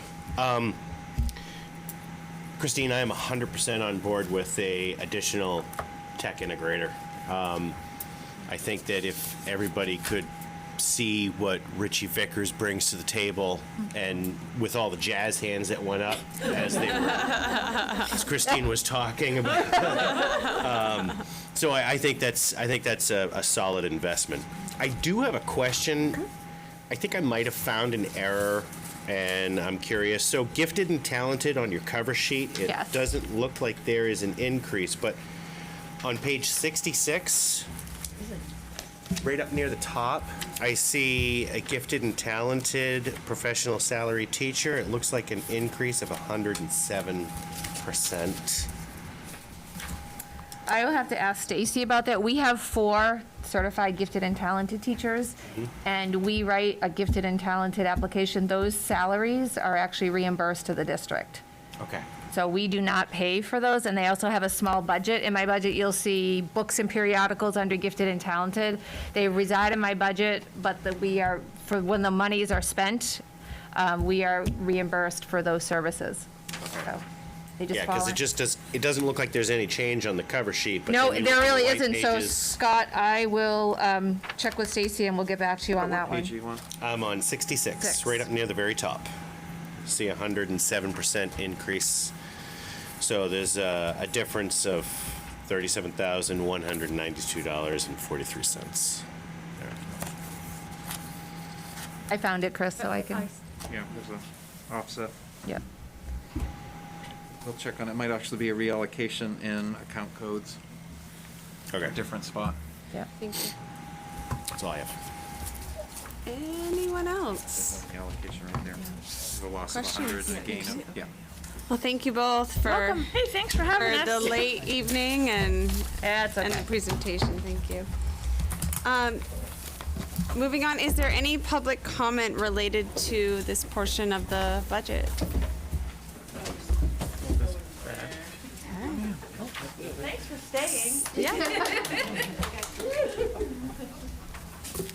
I just add one thing, Jody Carroll from Raymond. Thanks for the vote earlier tonight. I would just note that I've had the opportunity to sub in the district over the last several years, and subbing in different positions I think creates a different dynamic. You know, I'm at home as mom, I've got special ed kids, I've got Title I kids, I've got grown and gone kid. So I think when you come into the school and you see the different roles, as it relates my comments specifically to the ed tech piece, whatever we have to do, those ed techs are being pulled for everything. They're not doing what they're educated to do, and not even what they love doing. They're the people that get pulled to do everything when a teacher's out, or a lunch monitor, or when the principal isn't coming in to do lunch. You know, they're being pulled to do everything. So I would just say, you know, they're doing behavioral work more than they're doing Title I intervention. They're doing behavioral work more than they're doing, I would say, the work that they're employed to do. And so I would just encourage you to keep an open mind, even for a short period of time. When you're in the school and each teacher's in the shoe and they're doing what they love, it works really well. But having been in all of those different positions recently over the last several months, when somebody that's not in the role that they're supposed to be in isn't in the role they're supposed to be in, it's very hard for the students, because their person isn't there. A lot of this work is one-to-one. A lot of this work is about connection. And I think that if you can do anything to bring up social work, even for a short period of time, even for 1 year, if you can do anything that you can do to bring in people that will support the people to keep them doing what they're supposed to do, I think there's a lot of merit in doing it for a year, so that those gaps can be filled and you can keep the people that are supposed to be doing what they're doing what they do best, because the students will ultimately benefit the most. So I just want to add that, not related to the budget specifically. Thanks. Thank you. Thank you very much.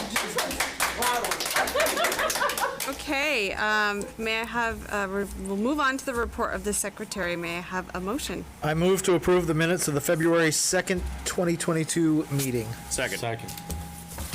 It has been moved and seconded. Is there any public comment? Any board discussion? We should do a roll call vote. Okay, that's what I was just gonna ask. Didn't know if Kate was still hanging Nope, with Miss us. Bricks is right there. All right. Ready to go. Approval of the minutes, Kate I'm Bricks. giving you a yes. Yes. Jenny Butler. Yes. Pete Hensler. Aye. Marge Gavoni. Yes. Scott McLean. Yay. Jess Bridges. Yes. Mike McClellan. Yes. Kate Levier. Yes. Char Jewel. Yes. Okay, it passes. We're good. Thank you. The next piece, the committee reports. Finance? Has not met. Okay. Facilities. We're rolling through. Policy has not met since the last time. Curriculum, right? Did they? And I wasn't there? Oh, I'm sorry. We did. Oh, yes, we did. I'm sorry. Hang on. We did meet. We wasn't there. discussed policy IJJ, the selection of library and instructional materials. We had the library, that was the second meeting, actually. The initial meeting, we had a presentation from the library media specialists in the district. That's Joyce Babbitt at Wyndham Middle School, Amy Denneker, and Kristen Chavanel at Wyndham High School. They did extensive work in reviewing that policy and coming to the committee with recommendations. We then reached out to Ann Chapman for legal guidance surrounding policy IJJ, and reviewed the Drummond and Woodson sample policy that was in alignment with updates to Chapter 125, and so legislative changes that have made since our current policy was written. So the references at the end of a draft policy have been updated, as well as other language that now reflects changes in the law. So that policy will be coming forward to the committee at an upcoming meeting. The group is still reviewing policy IMB, IMBB. These are all in the realm of text selection, teaching controversial and sensitive issues, and processes that the public, parents have, the community has, if they have a concern about a text. There's multiple processes they can follow. So IJJE is a concern with a challenge to a material that's being used, any material, not just a text, any resource. And policy IMBB outlines the steps that somebody would need to take if they had a concern about a text or a resource that they would like an exemption from. And that process is outlined. So the committee is looking at those policies, but you'll see IJJ next at an upcoming meeting. Mike, does that? Yeah, that was good. I was just going to add that at the end of the meeting, 3 of us talked about doing like a workshop because they were deep and they were pretty pertinent to what current events are going on. So we thought we'd spend more time on them in committee. Yes. Well, thank you both clearly in my absence on that one and missing that. Thank you. Missed a good meeting. Curriculum. We haven't met, but we're going to be working on it. Okay. Been busy. And Kate, if I can just say, construction does have an upcoming meeting. I've got to go back and check in the morning. I believe it's next Thursday, where the meeting for tomorrow night was canceled. I owe everyone an email as far as confirming the 10th. And Marge is giving me that look, so. It got canceled on my phone. Yeah. I got canceled. Thank you. So I will double check to see when that next meeting. I remember sending an email out saying our next meeting would be, but I don't remember when I said it was. It's the 10th. Okay. Which is why I didn't say anything, because I figured we'd just talk about it next week. It was Jay that sent that out, by the way. Yep. So I will clarify that tomorrow. I put it on my calendar for tomorrow morning. And we'll get an answer on that. But construction continues to move forward. Thank you. And adult ed, is that? Adult ed? I think we reported on it already. You did. It hasn't been a meeting since the last one. Right. All right. And vocational? We have not had a meeting. All right. And we heard from Al earlier. Is there no updates? Okay. Motion to adjourn. So moved. Second. Do we have to do? We need to take a roll call. Do we have to do? Keeping it legal. Kate Bricks. Jenny Butler. Yes, Pete please. Hensler. Aye. Marge Gavoni. Yes. Scott McLean. Yes. Jessica Bridges. Mike McClellan. Yes. Kate Levier. Yes. Char Jewell. Yes.